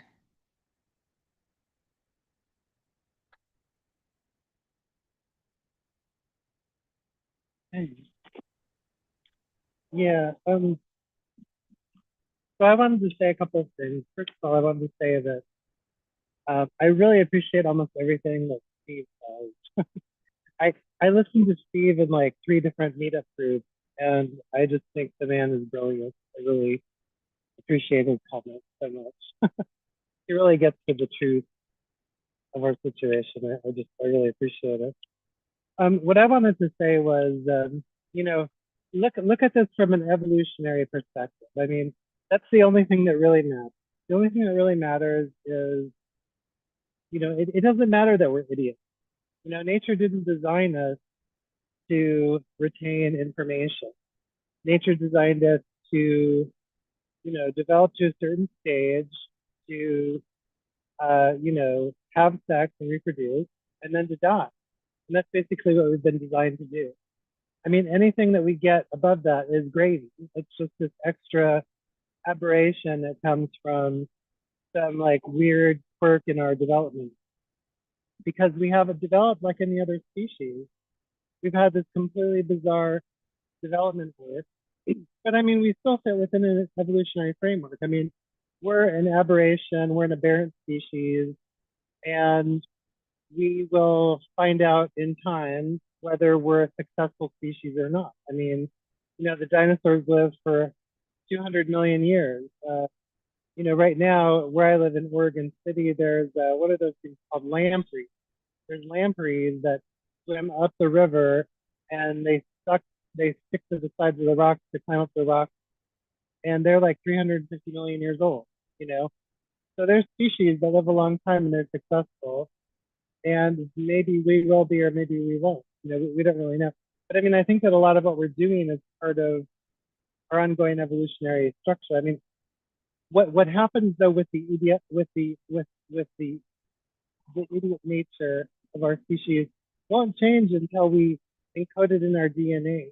When we encode in our DNA the ability to acquire all of the success that culture is able to do separate from us. I mean, culture is almost like a separate organism. It's like this tool that we carry with us through history, and it kind of outlives us. the culture that we encode in technology that outlives it. When we're able to turn around and take that and put it back into our DNA, then that'll change the idiot nature of our species. But until then, we should just live with what we are. You know, I mean, we're animals, we're born, we have sex, we reproduce, we die. And there's nothing wrong with that. That's what animals have been doing for, 500 million years, ever since the Cambrian explosion. And it's actually a good way to live. There's a moral good in it, because every time we die, we make room for another generation. And in that generation, sometimes there are mutations, and those mutations lead to new developments. It even happens within our species. I mean, the mutations, like for instance, you were talking about language earlier. The mutation, there's probably a mutation somewhere in our species development a few 100,000 years ago that led to, the quote unquote language instinct, because it didn't really exist. I mean, at least not that we know. We think that we had clicks and different things, that other animals do, but there was something that happened. We don't know exactly what it was, but it was, the only way you can explain it is a mutation, because that's how we change. We change through mutations in the next generation. So it's actually a moral good to die until the next generation comes and to have their mutations. And then over time, those mutations lead to developments, which lead to things like that. That's all I learned. Thank you, Emma. Yeah, it's useful to question some of our fundamental assumptions, like you were doing just there. I've been studying evolution since I was a little boy, since before first grade. My dad knew I was interested in dinosaurs and accidentally ordered me the New Time Life Emergence of Man series of books, with the first of which was all about dinosaurs, but the rest of which talk about our species developed. And so I've been reading this stuff and immersed in it since I was little, and I've been watching the changes in evolution over time, and in the theory. And there have been some very interesting developments in the last 20 years. I'm not sure everybody's aware of. Anytime you want to see something new in evolutionary theory, try Googling the evolution of human stages of development. It's a hot area. There's been some great papers written on this, and they're very readable and illustrated. And they talk about this idea of, how if you've got infancy and you've got the toddler, you've got the stage with the baby teeth, and then your permanent teeth come in, and then you've got adolescence, and then it's like, how many stages are there for our kind of animal, and how many stages are there for a gorilla or a chimpanzee? And by comparing them, they're able to see what's new with us that the other species didn't have. And it's very interesting because it suggests things about our biological evolution clearly involves some corresponding cultural evolution.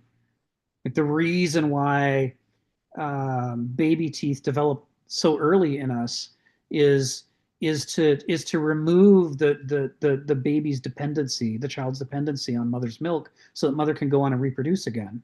And we're able to reproduce, I think it's twice as rapidly as a gorilla, because they're still nursing, and our kid is off, trying hard food for the first time, and part of that involves, the only way that works is if there's other caretakers. And so that goes hand in hand with the idea of a extended adolescence, with adolescents helping with the caretaker. But it also goes with the grandmas. The grandma stage in human evolution is evidently really important. And when you compare these stages of childhood, you can see how some of these really don't work if you don't got old grandmas around to take over stages of the child rearing and so forth. So there's an interesting way in which part of our, just what Emma said just made me think of this, that it looks like the biological stages of development of Homo sapiens assumes an extra importance for outliving your reproductive years. That once you get past reproduction, you start to become a participant in your children's reproduction, their ability to raise their children to adulthood. It's fascinating because it's very rare that you see evolutionary theory tie cultural evolution to biological evolution in such a straightforward way. You see it done a lot in sort of wishful thinking ways, like men who theorize that women are evolved to serve men. And you're like, I don't think evolutionary theory supports that, but I see why as a guy you might like that idea. There's a lot of that kind of shady stuff going on in shooting from the hip kind of evolutionary hypothesizing. But this stuff seems to be based on very solid physical stages of development in Homo sapiens, and it suggests some things about culture that might be universal. Why all the old women? Well, we might not make it to adulthood without all the old women. They might be part of what's critical for Homo sapiens. So I love this stuff because it overturns our previous ideas. It makes us ask questions we wouldn't ask before. I also like the other thing that Emma talked about that I find really interesting is this idea that what if we are not a stable end species? I think I talked about this a year and a half or 2 years ago. It's just a hypothesis. But what if we're not a stable end species? We're not an elephant. We're not a cheetah. We're not an oak. What if we are in one of those periods of punctuated equilibrium that Stephen Jay Gould talked about, and our species has moved from some previous stable state, and at some point we'll reach some future stable state. But right now, we're just, rapid weirdo after rapid weirdo after rapid weirdo. And what if nature never intends for there to be a species like the way we are now, but intends for there to be a species like the way we're going to be someday? You see almost nobody talking about this. I mean, moderns almost can't think about the idea that we're not the endpoint of history, right? Because it's in the name, modern. We're the up-to-date one. We must be the good. This is the good model, right? We're the good ones. But evolution doesn't guarantee that. There are periods of rapid change. We could be a missing link. It might be that some future version of us is going to have its shit together. They won't have as much trouble owning their own bullshit. They might have a better time, organizing into large groups than we have. It might be that some of the difficulties we have are just the process of changing quickly over a few thousand years. I don't know, but I'm always interested in what are the questions nobody's asking, but that when you look at the science involved, there's no reason not to ask the question. It's interesting to me. I'm going to drop the next piece of text in, and then I'm going to call on Lana because she's got her hand up. So this starts us into paragraph 10, and there's something to look at. And then Lana, tell us what's on your mind. Just a little comment. It's funny because every time I tend to like watching Stephen Colbert, and every time he does his Colbert questionnaire, and his question is, what is the most dangerous animal? My answer is man. And I've not seen anyone answer that yet, but we are the most dangerous animal. And because of the idiota and the lack of, like what's it called? The something of the commonses, the tragedy of the commons. Tragedy of the commons, and the fact that people are not thinking wider than their own self-interest for the most part. If man is not going to be around in any kind of form in the mid to long-term future, it's because we did it to ourselves. Anyway, on that lovely note, please continue. Thank you, Lana. Yeah, we're an interesting species. And one of the things that Kenneth Smith sort of argues implicitly in this book is the idea that moderns are in no position to say what human nature is. So we don't know what the water is that we're swimming in. We make all kinds of assumptions that the way we are is normal, but we don't know if we're normal. We would have to study other epochs and see how people behaved. And we don't do that. We're a very ahistorical epoch. We really think we're the best, and everything else is some primitive, rough draft version of us. So why would you want to look at that anyway? Except to glorify yourself and say, look how far we've come. Otherwise, what would be the point? So it is one of the hardest things for us is to acknowledge that we don't know what the full possibilities of human nature are. We are one specific epoch in history with one specific shared zeitgeist and worldview, and it makes all kinds of assumptions. So one of the ways that I see this manifest is when I read a lot of stuff written by indigenous authors talking about culture and the possibilities of how human beings can be. And one of the things that they say, and this might appeal to Stephen, is a number of writers talk about how Americans are always talking about what they're owed, what they deserve. And a lot of indigenous people say it's weird to us because when we raise our kids, they're always thinking about what they need to take care of. And where are the elders who need to be fed? Where's the family you need to bring water to? They're always worried about their responsibilities and what do they need to do in order to meet those responsibilities to take care of the group.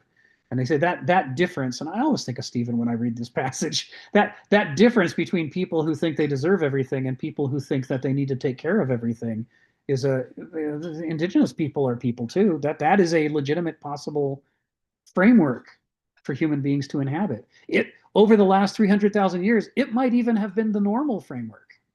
That whole how much can I get? How do I take the most I can? That might be weird. That might be a mutation. We don't know.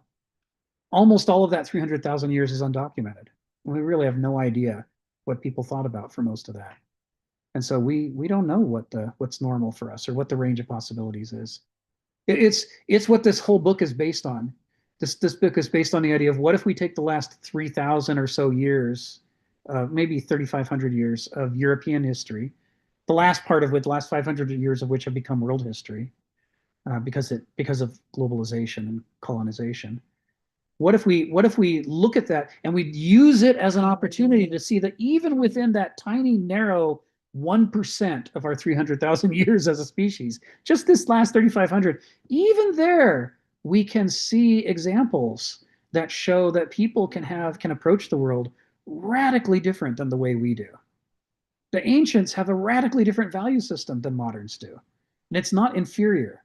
It's better in some ways, it's worse in some ways. It's different. And it's legitimate. You can, as we saw in chapter 4, if you work at it, you can learn to see the world through those lenses, and it is fully as able to explain the world as the modern perspective is. And now the exercise that we're in is in this current 2-year segment is we're doing it with the medievals. How did the medievals see the world that's different from the ancients and different from the moderns? And so his goal is at the end of the book, instead of one perspective on the world, we'll walk away with 3. And from that, we'll be able to, by extension, understand, yeah, medieval China had its worldview, right? I mean, the Bantu kingdoms of Africa had their worldviews. The Aztecs and Mayas had their respective worldviews. There's a lot of ways to look at the world, and each of them had its strengths. And wouldn't it be nice if we tried to make a new worldview that collected the strengths from different perspectives and tried to fill in some of the weaknesses of our own? Let's see. I guess I'm 10 minutes away from being able to call on Phil.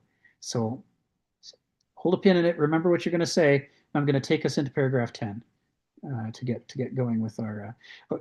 David wants to know the same thing Ari wanted to know. Okay, fine. Before I go into paragraph 10, I'll do this question. Why did the Greek Empire fall and the Romans succeed it? So I was talking with my dad about this yesterday. And it was when he asked the question, I just laughed out loud. I said, that is the question. The most important thing about the Greeks is if they had this great analysis of what went wrong with their forebears and how not to repeat it, why did they repeat it? Why did they end up being conquered by the Romans? How did they fail? And there are a number of specific pieces to it, but the general shape of it is what Stephen said. It's the tension between centripetal and centrifugal. The Greeks were aware that they had a problem, and their problem was they weren't only interested in constructive competition, they were also really interested in destructive competition.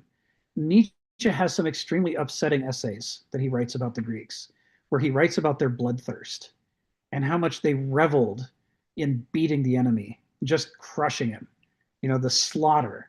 And the Greeks know this about themselves. Homer's got passages in the Iliad and others write as well, where they talk about the bloodlust that takes over a warrior in battle. And they, on the one hand, they viewed it with contempt, right? They did not love Ares the way that the Romans loved Mars.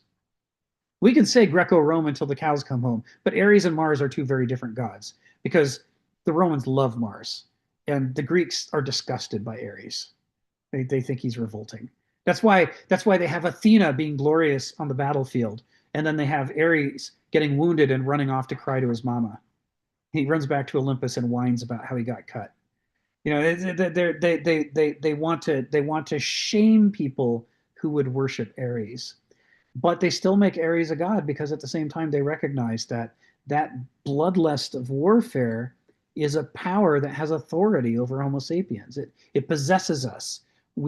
It becomes the God within us, in theos. We are filled with the enthusiasm for war, and then we become puppets of that daimon that possesses us. So the Greeks knew they had a problem, and they created epics and tragedies about that problem to try to make it part of their culture, to warn every member of their culture, look, we've got a serious problem. We are addicted to self-destruction.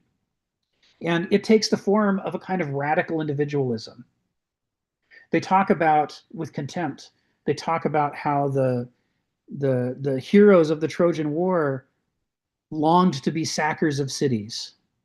Oh, to be a warrior so glorious that you don't just beat one soldier or 10 soldiers, you could beat an entire city of soldiers and sack the city, raze it to the ground, take all its goods, rape all its women, kill all its men, sell all the children into slavery. That would be the best. This was the Mycenaean ideal, is this kind of, victory of the individual at the cost of the destruction of the polis. And it's why there's a hypothesis that the cause of the Bronze Age collapse was Mycenaeans gone mad. They took out Troy, they took out each other's city-states, they went to the boats, they traveled all over the Mediterranean sacking cities until all the cities were sacked except Egypt, who fought them off. And that was the end of the Bronze Age. Is that rampant radical individualism. So the hypothesis goes like this. It says that we can see that at the end of the Bronze Age, there's a multi-century dark age. They fall into illiteracy. They lose the ability to write. They lose the ability to have large-scale trade. They lose the ability to have sophisticated architecture. Like they go back to living in huts instead of building stone palaces. We found their archaeological remains. They basically camped in the ruins of their great ancestors as a diminished people, lucky if they could get fire going and so forth. At some point, for some reason, they did that thing that people say about alcoholics. They hit bottom. They reached the stage where they looked around and said, this is horrible. We're horrible. We have got to change. We've got to fix this problem. This problem is clearly in us. We all know the stories. We all know how we got here. What the hell is it going to take to get out of here? And they started what we sort of today as a shorthand we call the Olympian Project. And what they did is they welded together all the different tribal Greek religions into a single Greek religion with a pantheon of 12 deities drawn from different parts of the Greek world. They put them all together into a single pantheon. And they said, you can worship any gods you want to, but you also have to worship these 12. These 12 pull the Greeks together. This is us respecting each other's religions. You can have more, but you can't have less. You have to acknowledge that these 12 matter. And that will allow us to recognize that we hold each other's sacred things to be sacred. And as part of that, we're going to respect each other's burial places. And we're going to start having, instead of having separate myths for every city-state, which used to be how it was in Greece. There was the Thebaid, which was the Epic of Thebes. There was one for Athens. There was one for Corinth. Each of them had their own separate epics. They began unraveling the separate epics and weaving them together into the Iliad and the cycle of epics around the Trojan War. And they said, instead of a bunch of separate wars, we're gonna focus our shared national mythology around the concept that we suffered this tragedy together, that what happened with Troy and the Bronze Age happened to all of us, and that we're all culpable, and that we all have a responsibility to rebuild and to make a unified Greek people. And this is the same time when they start the Olympic Games and the Nemean Games and the Isthmian Games and the other one that I always forget, the Pythian Games. That's the fourth, the Pythian Games. So every year there's one of these 4-year game cycles. And during the season when that competition is happening, they all agree that war is banned. You could be in the middle of the bloodiest battle, but if the calendar turns over to the next day and it's time to start the Olympic Games, you have to stop. You have to stop your war right where you're at and send your people to the Olympics and go compete. And the competition is not going to be who can stab each other in the head, right? We're gonna set aside destructive competition, and we're going to focus on constructive competition. This is what Nietzsche's essay Homer's Contest is about. We're gonna channel that energy in a way that inspires us rather than destroys us. We're going to get together and have these physical contests, but at the same time that we're coming together to compete physically, our poets and tragedians are going to come together to compete culturally, and they're going to show off their latest tragedies. And each year we'll assign a winner for who wrote the most profound tragedy that helped us to understand human nature. And the key spine of each games isn't the sports or the competitions over poetry or tragedy. The key is a relay race epic telling, in which poets are going to stand up and recite as much of the Iliad as they can until they're too tired, and then they're going to pass the baton to the next poet, who stands up and picks up where he left off and tells as much of the Iliad as he can. So that the duration of the game is actually the retelling of the new shared epic of the Greek people, that we all went through this tragedy together. We're all sorry that our ancestors did it. We don't ever want to do it again. And we're going to focus on coming together as a people and not repeating that mistake. And they did all this because they thought it would take all of this to resist the urge that the Greeks have to fight with each other. They're so feisty. They just can't stop fighting. So the big moment for the Greeks, I mean, I gotta say, all of that is big stuff. But the big moment for the Greeks comes when the Persians invade. And at that time in the world, the Persians are the most glorious and extensive empire in the world. That's the center of the civilized world. And the Greeks are a bunch of backwoods hillbillies who can't stop feuding. Or, until recently, they couldn't stop feuding. And so nobody in the world had any reason to think that the Persians would do anything except sweep through and conquer Greece. But instead, the Greeks got their shit together. And they said, we have to make a larger organism. We can't just be a bunch of separate city-states squabbling with each other. We have to come together and form a single people that's capable of having a shared military and a shared strategy. And by doing that, they shocked the whole world and defeated the Persians and sent them running back home with their tails between their legs. And to the Greeks, this was just like this enormous aha moment. Oh my God, we're a people. We're not just a bunch of tribes. These epics are right. We really are a people, and we could do this. So you'd think, okay, the whole trajectory seems to be leading away from tearing themselves to pieces. Yeah, Stephen points out a number of the Greeks did join the Persian side of the battle. It wasn't entirely unified, but the ones who stayed unified were able to beat the Persians and their Greek allies. But this is where this whole thing is like a tragedy, and this is where the tragedy comes in. And this is why Thucydides wrote the history of the Peloponnesian War. The problem is, in order to fund the war, they needed somebody to be the banker of Greece that was going to take all the funds from all the different city-states and allocate those funds to be spent. Is it time to make ships? Is it time to equip more people on foot? What do we have to pay for? And that was Athens. And the bank was the temple at Delos, the island of Delos. Everybody sent their money to Delos, and Athens allocated the funds. And after the Persian War ended, nobody knew when the Persians were going to come back. What if they come back tomorrow? We definitely can't drop our military readiness now, because they might come back tomorrow. I mean, hell, we're surprised we beat them in the first place. What if they get themselves together and come back? So for years, they just kept up the Delian League and the huge taxation system. And when Athens ran out of ships and soldiers and walls to build, they started spending the money on statues and paintings and temples and beautification projects. Pericles has a great speech in the Peloponnesian War where he talks about why do we have to spend the money on war? Why can't we spend it on peace, on being a glorious people? But the discontent of the rest of Greece goes, well, how come you get to spend all of our money?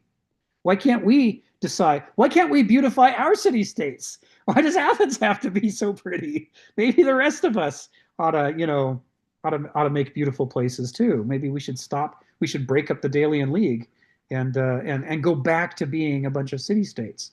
And Athens obviously doesn't want that because it's so nice to be on top and to be the one who's spending all the money. And although there are plenty of other issues, and anybody who knows the history could cite, countless of them, like building the walls to the Piraeus. There's a number of inciting incidents. But in a nutshell, according to both the Athenians and the Spartans, who represented the two main sides, this is what the Peloponnesian War was about. That having got the taste of the good life with all that money and power, Athens didn't want to give it up and go back to being one among many peers. And so they fought the Peloponnesian War. And the Peloponnesian War was a massive civil war of exactly the kind the Greeks had spent centuries telling each other not to fight. And why the hell were they reciting the Trojan War? What happens when you do these gigantic wars? You destroy everything. All the Greeks were raised on, we absolutely have to stop doing this. And the next thing you know, they're having the Peloponnesian War, and they did it. They wrecked everything. They wrecked Athens. Sparta took over. Sparta didn't govern especially better than Athens did. And I can't remember whether it was Thebes or Corinth next. But, somebody got in a war with Sparta, and then they took over, and then there was another pass. And by the time they finished this cycle of wars, the Greeks were exhausted. They'd given up all their virtues had fallen into ideals. They were just, they'd wrecked themselves. And that was why it was so shameful and ironic that the backwoods hillbilly Macedonians up in the mountains to the north were able to just sweep down and conquer them all. They'd ruined themselves with civil wars. So this is how the Greeks, the Hellenic period is replaced by the Hellenistic period. While the Greeks were falling to pieces, Philip of Macedon was building the greatest military might the world had ever seen, and he used it to take out the exhausted, fragmented Greeks. Now, I'm going to save for another, I don't want to spend the whole time talking history, so I'm going to save for another time the history of what happened to Macedonia and the Hellenistic world and why they were eventually conquered by the Romans. But Kenneth Smith loves to share a long quote from Demetrius of Phaleris about the great irony at the time when the Romans beat the Macedonians and they're parading the Macedonian king through Rome, triumphant that they've beaten him. And the guy's talking about, he's quoting a guy from generations before.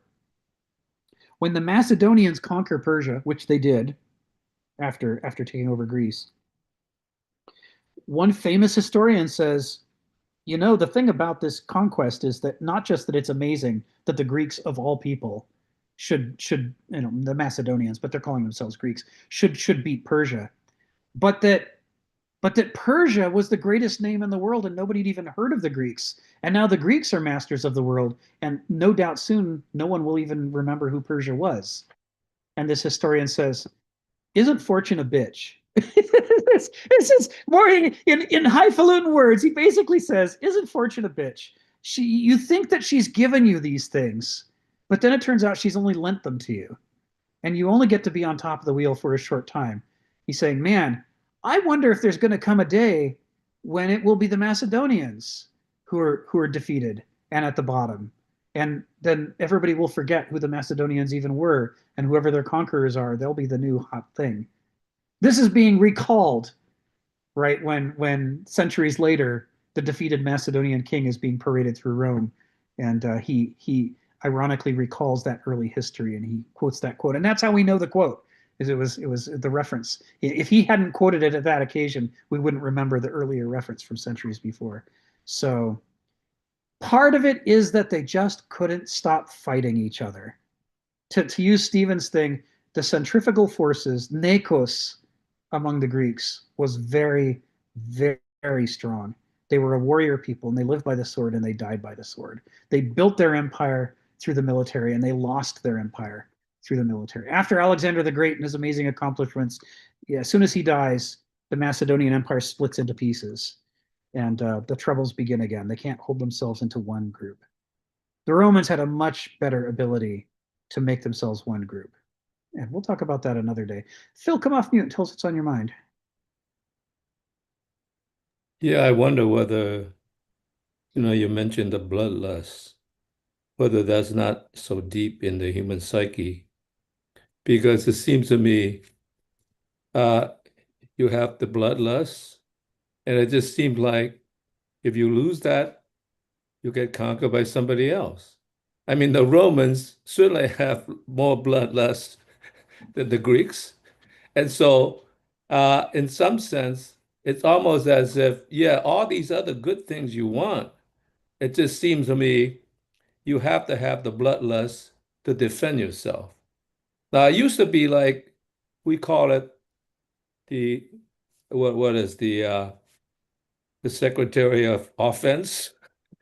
Now we call it the Secretary of Defense because it sounds better than offense, but actually it is the Secretary of Offense. Yes. So, when you think about the English Empire, I mean, well, and the Spanish too, they brought a gun to a knife fight. So you have all these possibilities. I'm glad you mentioned them.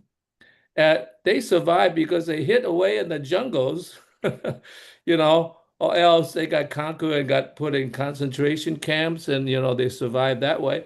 But in some sense, they didn't survive well, but it might have been a better thing, but not if there's a bloodlusting country that's going to conquer you because they got better weapons and everything else.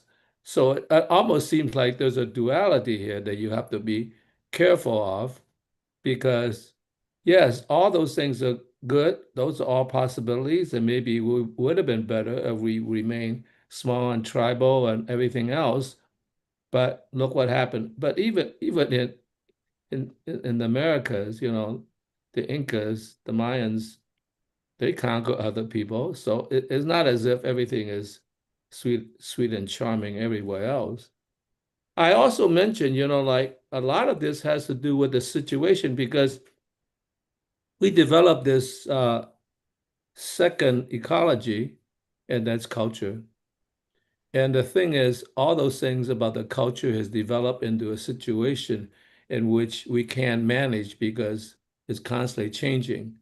So the spirit of the culture survives to the degree, like Hegel was mentioning, that in a sense, by the way, Hegel didn't like that dialectical situation. He always, what was it that he sidelined certain issues, but he never eliminated them. He let them survive.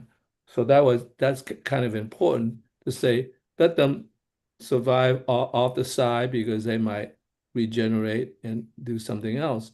And so it almost seems like, in some sense, I mentioned the size maybe is way beyond human beings can handle.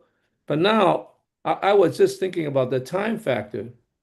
It used to be when you all lived in the farm, let's say the average person that started to reproduce was 20. It's probably even younger. So you have children by the time you're 20. By the time another 20 years, you have grandparents. Another 20 years, you have great-grandparents. Now, women don't, because they have to work and everything else. I would say the average span of that time is maybe 30. So you're 30, you have a child. You're 60, you have a grandparents. There's no more great-grandparents left. They're 90 years old. They're senile. You have to take care of them. So in some sense, you don't have the generations that could sustain things. So, I mean, it just seems to me there's so much. And used to be, when you were living in a farm, there's another situation. You have 5, 6, maybe even 12 children because they were helping produce in the farm. You move into a city, you become an industrial worker, there's another sociological change, a cultural change. Yeah. You end up living in an apartment, maybe if you're lucky with 2 bedrooms, maybe not. I mean, it's just a pain to have 13 children or even 3. Plus, the woman is very busy, and she's got a job and she doesn't want to have children until later. So now the population is dwindling down to the point that on an average, the fertility rate has gone down to something like 1.3. And if you get into something like China, it might be down to 0.8. So it's not even enough to replace the generation. So not only do you not have multiple generations, but by the time you are, let's say, 40 years old, you have to take care of two sets, your mother and father and your spouse's mother and father, and it's like hell. So in some sense, the social structure, the the the ecology too, is so displaced the situation that it's not the way that we're used to, you know. So what's going to happen? We have never experienced a situation where the population actually is declining. We don't know how, and we build so much on the business cycle, we don't know how the business cycle works. That might just fall apart because we do not even have the workers to replace the labor for the industry. Right. So, I mean, we're lucky in America, we live next to Mexico. They still have a very healthy population. And so maybe the trade that happens between Mexico and the United States might help prop us up. All right. I just think that we are evolving to a point that we do not know how to handle the situation. But by the way, all the things that used to be taken care of by neighborhood groups and whatever is displaced as government policies because we don't know how to handle it. And when you destroy you destroy the structure of the government, then in a sense you're destroying that as well. And we don't know how to handle neighborhood help as we used to. Okay, that's it, Phil. Thank you, Phil. Yeah, I think often of Hannah Arendt's line from the opening of Between Past and Future. I think it's Between Past and Future. Yeah, maybe it's The Human Condition. It's one or the other, where she talks about Sputnik, orbiting the Earth, and she says, it's weird that we've reached a stage where we're able to do things that, although we can do them, we lack the words or mental frameworks to understand or express what it is that we did. And if we can't even express what we did or think clearly about it, how are we supposed to evaluate the consequences of our actions? So through most of human history, people could figure out at least what some of the consequences of their actions would be, and that was the basis for decision making. But we've gotten to a stage where, like quantum electrodynamics, where Feynman says these equations will work and they will give you the answer, but we don't have no intuitive model to explain why any of that's true. And this is the kind of thing that she's talking about. She's saying, what does it mean when you get to a stage where you can go through the motions, but you don't know what does it say about the world or yourself or your place in it? It's just not clear anymore how this is all supposed to. You ask AI. Yeah, right. You ask AI and it gives you a fake answer. Yeah, that's right. So anyway, thank you, Phil. Joe, come off mute and tell us what's on your mind. Yeah, this whole idea of hamartia is interesting to me in the sense that there's this idea that it's a misjudgment, but it isn't necessarily a character flaw. It can or can't be. But then you kind of think about it in terms of now desiring the good or, practicing the virtues themselves. And the thing that was interesting that has there's the idea of the Stoic archer where you're aiming at the target, it's your intention that matters, right? So if you hit the mark, that's out of your control. However, it's the intention behind it. So if you think about it from that perspective, now what does that enable? Well, it really it allows you to examine your premise and the decisions, your judgments. And so that's actually, that's essential. And why that is actually interesting in today's world in particular is, that's something where you're simply not allowed to do it. I mean, if you're a politician and you're going to change your mind, that's suicide. So, I mean, this is where, this kind of behavior is actually devastating to a culture. So the real distinction here is, what's the solution to poor judgment?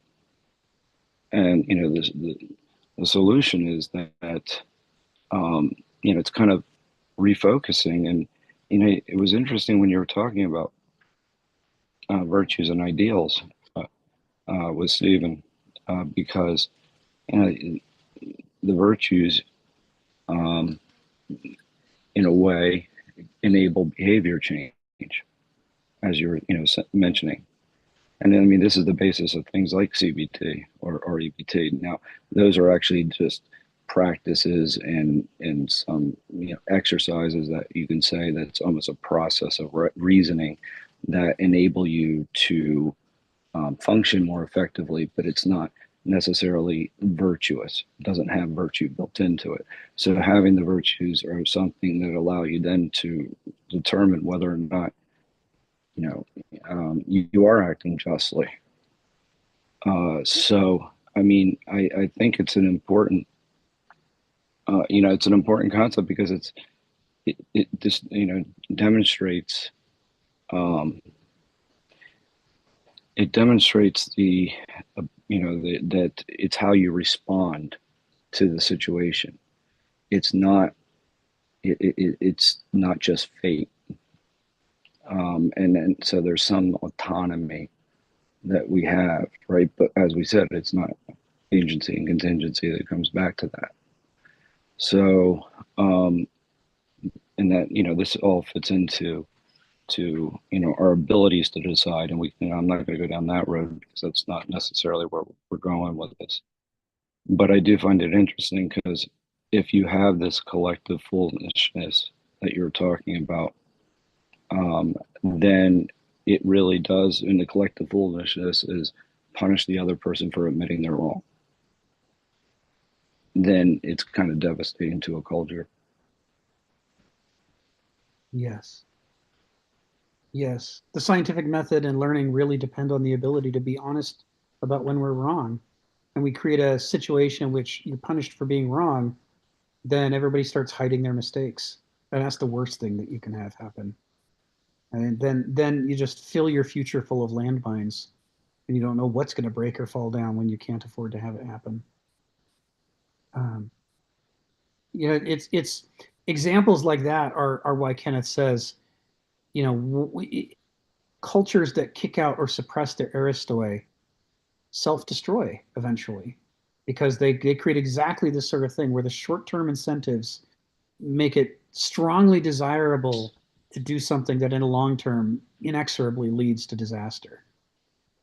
That's the kind of confusion that a Benausos or a doulos can have, driven by the short-term impetus of their appetites or their ideologies, by next quarter's profits. It's very easy for them to choose to sabotage the future in order to prop up a fake seeming profit in the short term, or a real seeming but fundamentally fake profit in the short term. They destroy the future for the sake of present appearances.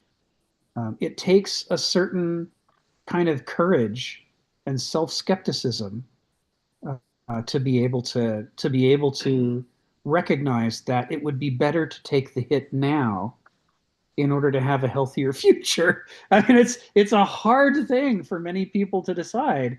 And if you take the kinds of people capable of making that decision and exclude them from government and all places of decision making, the consequences are terrible. Well, I mean, yeah, I don't have to tell you. Look at America. This is the country you get when you commit, as Kenneth calls it, characterological genocide, and you exterminate all of the niches in society where an Aristos could possibly survive. What you're left with are short-term thinkers all around you, all looking to make sure that they're not the one who gets blamed for the inevitable consequences. There's a piling up of catastrophes that's coming due now. So thanks for that, Joe. No, yeah. I mean, I really think that it captures the idea. There's this modern notion of that we have the answers now, and the past doesn't have the answers. Yeah. And that's really kind of, well, we don't have to revisit our premise. Right. And this is where I've often found that people that whatever the perspective is on a particular economic system, or even framework for governance, whatever it may be, it's when people don't really revisit, they got it wrong, but it was something else, not their judgment. And so that's really the key problem that exists. And it's never an act of humility where you're actually saying, you know what, maybe I don't know as much as I thought. Right. Right. On the one hand, it takes courage to say that, and on the other hand, it's a relief to say it when you finally are allowed to say, yeah, I mean, I only half know what I'm doing here. It's a relief because you have the opportunity of dealing with the truth, which is somewhat less worrying than dealing with a whole lot of posturing and brands. Well, it's true freedom. I mean, Yeah. this is that you're able to act freely, Yeah. in a sense that you're doing something for the act itself. You're not necessarily just doing it with That's right. Perverted incentives. Thanks, Joe. Ari, come off mute and tell us what's on your mind. As usual, such stimulating thoughts, so many things on my mind. Number one is like mirroring these ideas of why, and how we're all some sort of gravitating towards short-term time horizons, short-term sort of mentalities. And also, I think it's probably something Stephen said, but I think it was in a previous meeting. There was this thing we all know, but it was a nice way of saying it, that good times make like weak people, but then bad times make strong people. And it's the idea that the strong people make the good times, and then those good times make the weak people, then make the bad times, and then make the good people. And I wanted to perhaps introduce the idea again. I love neuroscience, a biological element in this. And it has to do with that as we are more stimulated, essentially more stressed, this thing you were talking about with essentially like hyper-capitalism or total capitalism, what do you want to decide it, but this fast pace, that when we're more stimulated and stressed and these inflammation comes and it ruins us and all this stuff, essentially what happens is the brain time horizons is shortened. This is what stress does. And so I almost want to marry the idea that as a society has more stuff and more wealth, that creates more stimulation, more attachments, almost like the Buddhist idea that we become slaves to our things, demands our attention. So now things are moving at a faster pace, yet somehow now we're reproducing at a much slower pace. We're actually growing up at a much slower pace. We're almost are making ourselves a developmental delay. And now we're not able to, as I think Phil was saying, have many generations that can pass down what I would call generational memories or collective memories. And almost like the same thing writing does, where information is outsourced so that it can be handed on to the next generation, but you need done through living people in an embodied way, this virtue way, rather than this ideal way. And in the virtue way, it showed how it's lived through what I like. Again, I'm going to bring in some Jonathan Rabbi Sachs here. He talks about that what the Will Durant version of this is essentially civilizations rise and fall with their religion or their sense of morality. That they go hand in hand. That as their religion dies, their society dies. And what we're really saying with religion here is kind of like a mythology or a set of culture that creates a common narrative that transforms, I believe, ideals into virtues. And I think the language Jonathan Sachs would hear is that ideals think abstractly and think globally, but virtues act locally. And responsibility is acting locally. And this is, again, an embodiment of the ideal into a form that's practiced and then very intuitive, where we don't actually have to say anything. We can just see and learn and mimic how our grandma behaves, and we can know what to do in the right situation. And therefore, you have this collective memory through community which is this medium between the self and the state, and you have this very nice transmission of essentially heritage and essentially an attempt at sofer sune as the culture is trying to do it. And it would seem to me that as a society gets wealthier and more ramped up, then they get more attached to these things. And essentially what happens is people are no longer willing to sacrifice. And here I like the word sacrifice as the signature of love. Similar like the idea, the principles we were talking about. Principles are not about what you gain, but about what you're willing to sacrifice in order to maintain the integrity. What about you're willing to give up, right? And so we give up our sacrifices, we give up our values, which are our principles, which are all laden with the sacrifices of which we do. Essentially, like when these people are in harder times, they're sacrificing. Well, this is the type of people that have children, because anybody who knows who has children, it's a big sacrifice to have children. You really have to let go of yourself and give yourself towards them. And it's a lot of pain, yet it's terribly rewarding, right? But once you get into a hyper individualized society where everybody's really short-sighted in mentality, sacrifices are almost like you said in this other part, which with the no availability for the aristos. Sacrifice is like the nail that doesn't want to get pounded. To get to be wrong is to be someone to be taken advantage of. If you are willing to sacrifice, you're the guy that everyone can exploit, right? So and so now sacrifice is a bad thing. No. So this is a false analogy with stop educating women. We can talk about it later. But again, my people have been educating women forever, and it's not about that. It's about everybody again having they're willing to sacrifice for each other in an honest way, where again it's what you're willing to sacrifice for the sake of the polis and to keep the polis going, and again doing it with this good faith rather than this begrudgance or resentment. And so again, I'm making the analogy between how things get stimulated hyper fast, and then people stop reproducing. Then you have replacement rates that are not enough, and then you have to either import slaves or immigrants, and your society eats itself and falls apart, and then hates the strangers, and then you don't have love for the other, and right, it's this lack of being able to move into the future. I think the simplest way of thinking it is when you're in the hard time and you're willing to make sacrifices for the future. You're having children, doing all these things. You're future oriented. But when times are really good, and I just want to sit back on my couch and watch TV, I don't want anything to change, right? I want to avoid the future. This is also in our society where we're beauty oriented and youth oriented. We want to avoid death and hate adulthood or even agedness. We don't want any of that. We want to pretend that we could be young and blissful forever because we have what we want now. We have the couch, we have the Cheetos, we have the TV. Why would I want to give any of that up? Me, right? Again, it's just a totally different mentality, and it just seems to cycle through society over and over and over again.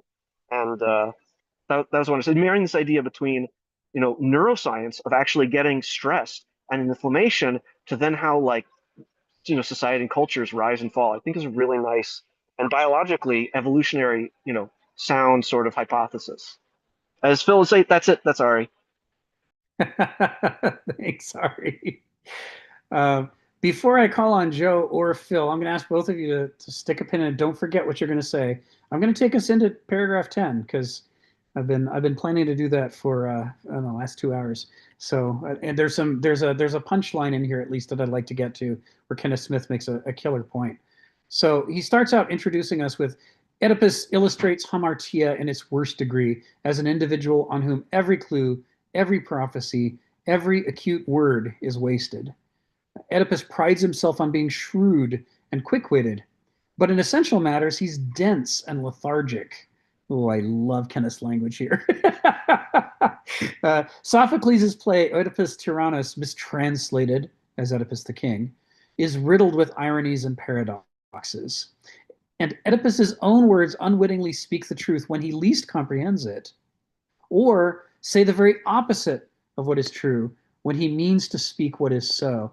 And here we're talking about that state of tragic inversion, which I don't know why the internet doesn't talk about this. They seem to think tragic inversion is when something bad happens, but that's not it. Tragic inversion is when all your virtues work against you. It's a period or a state or a condition in a tragedy in which it's bad to have virtues, because in the tragic inversion, your virtues are now making everything worse. So it is because of Odysseus's great gifts that he conceives of the knot that binds together all the kings of the Mycenaean age into this oath that results in the downfall of the Mycenaean age. If he wasn't so smart, he never could have thought of that oath. And Oedipus is able to ruin Thebes because he's the smartest and bravest, and he's got almost all the virtues, but he's got a problem. And the hamartia turns all his virtues inside out, so that everything is inverting on him. So this takes us to sentence 3, which is for me the killer sentence of this. And I think this is the definition of philosophy from Kenneth's perspective.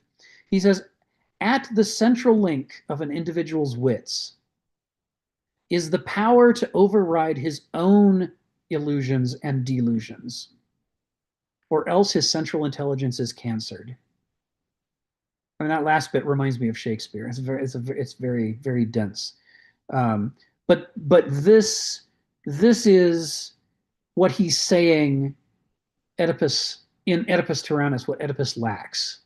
He doesn't have, his intelligence is not structured in such a way that it's capable of overriding his illusions and delusions. It's not capable of detecting them. It's not capable of deflating them and disproving them to himself. All it's capable of doing is reinforcing his illusions and delusions, so that the harder he works to solve the mystery, the more he makes things worse for himself. He digs himself into a hole while thinking he's digging his way out of a hole. And that's tragic inversion in a nutshell. And the assessment, by linking this definition of philosophy to tragic inversion, what Kenneth Smith is saying is that all human beings are born in a state of tragic inversion, in which we are prone to be prisoners of our own minds, prisoners of our delusions and illusions. And in that state, everything works against us. And the only way to get out of that state of tragic inversion, other than disaster, is to restructure your character and your intelligence so that you begin using them against your own favorite delusions and illusions. And as you rupture them, you start to become a little bit freer, a little bit more of an individual, a little bit more capable of making choices that aren't just a symptom of your ideologies. So for me, this sentence is highly connected to a series of little quotes here from other sources that I'm going to drop in here. This was part of my prep for today. So part of it is, I've talked a lot about Archimedes claiming that he could move the world. Here's the actual quote: "Give me somewhere to stand and I will move the earth." This is the Archimedean standpoint, where he's saying for every, the rules of mechanical physics of screws and ramps and levers and pulleys are so powerful and so universal that if you give me a place to stand and the right kind of lever, even I, with my merely human muscles, could move the entire planet with the right lever and the right place to stand. He says, such are the laws of nature and how they work. And then Kenneth references this in otherwise Parable 98, anti-world, anti-soul, anti-mind, anti-will. And this is where he quotes Kafka, who in his Blue Octavo notebooks says he was permitted to attain the Archimedean standpoint only on the condition he use it against himself. And when I first encountered this quote in Kenneth's writings, I thought Kenneth was saying this is just another case of Kafka describing a dystopian, horrible world in which you don't get to have the Archimedean standpoint. Everything's negative and bad, and it's used against you. But I've come to understand from reading more Kenneth that Kenneth meant the opposite, and that he thinks Kafka means the opposite. He's saying the most important of all standpoints to stand in, the most important lever to use, the most important planet to move is not the earth. It's your own delusions and illusions. They're the thing that's trapping you the most. And if you can find the right place to stand and leverage them, then you have a chance to end the state of tragic inversion that we're born into. You can undo this kind of self-hypnotized state that we inhabit. There's 4 paragraphs in Anti-World, Anti-Soul, Anti-Mind, Anti-Will in otherwise Parable 98. And I'll leave the first 2 as an exercise to the reader. Anyone who wants to pick up a copy of, otherwise you can reach out to David Roel. He can get you can buy copies of Kenneth's book through him. But I'm quoting 2 of the paragraphs that are relevant to what he just said here in sentence 3 of paragraph 10. And the first is anti-mind. He says, imagine if you can articulate such a hypothesis, that the actions of the mind play out in a force field that bends them in an ironic reflex back upon themselves. Their utmost and ultimate reach cannot break free of what they first took for granted. Knowing can know, but cannot know anything. Consciousness can only be conscious of being conscious. Zeno's paradox is made mundane reality. We cannot arrive except at our own processes. We cannot escape how we began. We realize only that we lack the necessary preconditions to realize anything by our active mind. The mind as an action that aims at and resolves into a passivity, a useless passion, fated to gravitate downward. And so he's addressing here this thing that people often say that they're most free in their own mind. And he says no existentialist philosopher would agree with that. He says people are least free in their mind. So outside your mind, the world is constantly trying to rupture your illusions and giving you a chance of breaking free. But inside your mind, the world has a limited ability to reach in and puncture those illusions. And so you can be more completely trapped by your own ideas than you ever can by another person with shackles in the real world. You might escape the shackles, but you'll never escape the shackles in your own mind unless you learn to pit your mind against itself through philosophy, through this Archimedean standpoint. The other one, the final next to last paragraph from that parable, I also quote here: anti-will. Imagine if you have indeed any powers at all, a will with no authority, least of all over itself. It can only be a servant to hungers it cannot harness, hungers that make it a compliant draft animal of those who drive it. It has no powers except to cut apart the organs of subtle life within itself. Purpose, meaning, value, conscience, which are its own metabolic lifelines. A will whose last agenda is self-laceration and impotency. The will acts to quell itself, like the mind, like the soul, in insensate drift. And so again here, he's talking about the non-philosophical mind and the trap that we're born into, and the state of tragic inversion that we're born into as a species, which no other species is born into, right? The state of mind that a cheetah is born into and that is cultivated by its parents is the right state of mind for a cheetah to have. It's going to have a good life if it pursues its urges. And if only that could be the case for Homo sapiens. It's just so unfair that that's not the case. And so all of this leads back to where we started this session, which is the quote from Socrates that Plato quotes in the Apology. The unexamined life is not livable for a man. And this is what he's talking about. He's saying if we don't examine the state of tragic inversion that we're born into, then we never escape it. And throughout our life, all of our actions end up working against us and against the health of the whole. And we don't understand why. We can't figure out how it happened. And we may not even figure out that it's happening. We might just grow to adulthood. We end up with these children, damaged, confused child's mind inside of an adult body, wondering what the hell happened. How did it end up like this? And I'm sure everybody has had this thought at some time or another. You can't live in the modern world and not at some point going, what the hell happened? How did it end up like this? And the only way out of that trap, the only way to get further than that and to actually figure out is to use philosophy. And the distinction between philosophy and sophistry that's so central here is it's sophistry if you use it against other people's ideas and arguments and their delusions and illusions. But it's philosophy if you use it against your own. Right? Sophistry lets you win an argument, but you might still be in a trap for the rest of your life. Philosophy, you may or may not win the argument, but you might have some chance of getting out of the trap that you're in. All right, Joe, come off mute and tell us what's on your mind. I just wanted to get us that far, at least in paragraph 10. No, that's quite a bit. That's a lot. Actually, there's something that was interesting that, what Ari said, actually, the idea that virtues are performed locally, and I believe that to be true. But I'd be curious to know this idea of wealth creating the problem, and I don't know if it's wealth per se. It's the allocation of wealth that becomes the problem, because what happens when things become so out of balance, then it's like, well, people are there's an envy, and then power becomes concentrated. So just for example, if you're Google and you have $100 billion on your balance sheet, and you know, and it's 0% interest rates. So what are you doing with the money? Like, I mean, you know, you're just buying influence at that point. You have no ideas, and you have people that are actually struggling. So, I mean, and the reason I say that is that that, you know, kind of, I think it breeds. If you can make the argument that wealth can breed complacency, but I think it's when the the distribution becomes so far out of whack, and you can go either way here, and that's, you know, I think that's where you know at the other and that's where the other thing is, this narrative that starts to become a problem.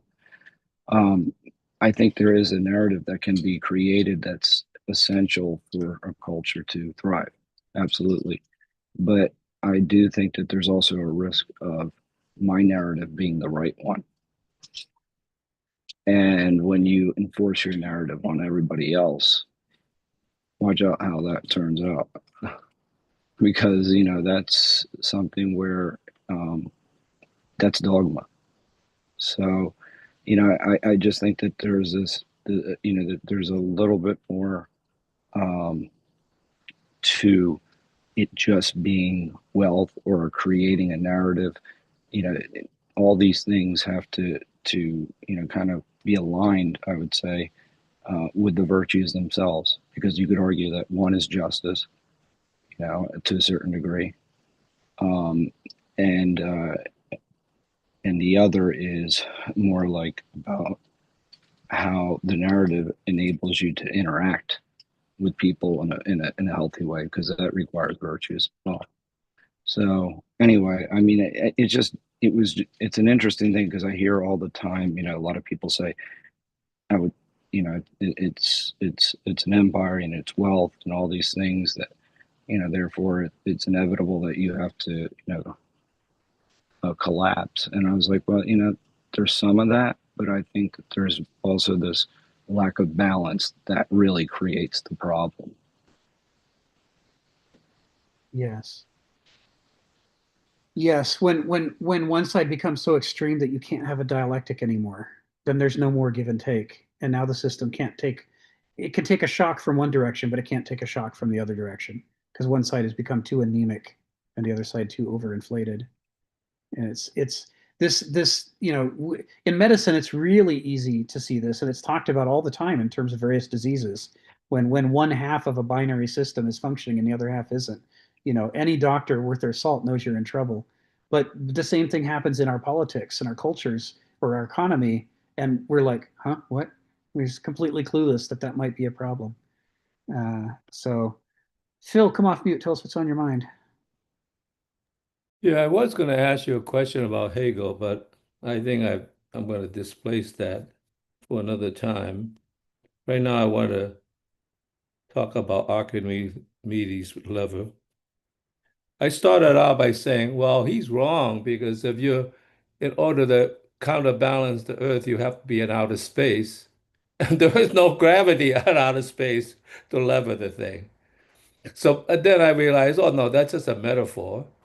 But then I thought, well, that metaphor still functioned very nicely, as you mentioned, because the lever, in a sense, turns back into itself, and you are dangling with no gravity. And I thought it was very interesting how this worked against Einstein. We know Einstein is a very, very smart man, and he thought maybe uh, Archimedes misunderstood relativism in terms of your own perspective, where you stand. So in some sense, that was very true. But in some sense, he also was constricted in his mind in self-criticism when he said, God does not play dice with the universe. And Niels Bohr said, who the hell are you to tell God what he can and cannot do? You know, I mean, even if there's no God, we have an idea of God as being more perfect than what our limited ideas are. So even measure against that. What the hell are you trying to tell yourself that you are better than the ideal that you thought you might attain. So in some sense, even Einstein was using the lever against himself. Well, actually Niels Bohr clued him into saying that. So in some sense, we have to, no matter how firm we are in terms of our commitment, we have to, in a sense, be somewhat, well, I'm thinking in a democracy, you have to be extremely tolerant of other people's ideas, even if you don't love them. Tolerance is that poor stand-in for care and love, but it is something that's important when something is falling apart. You have tolerance for other people's opinions. That's it, Phil. Thank you, Phil. Well, we'll save the second half of paragraph 10 for next time because we are at the top of the hour. So it's time to wrap up. Thank you, everybody. I had a lovely time, as always. Thank you, Rick. Wonderful meeting. Thank you. Thank you, Rick. Take care, everyone. Bye-bye. Thank you. Bye. Have a great week. Thank you. Bye, everyone.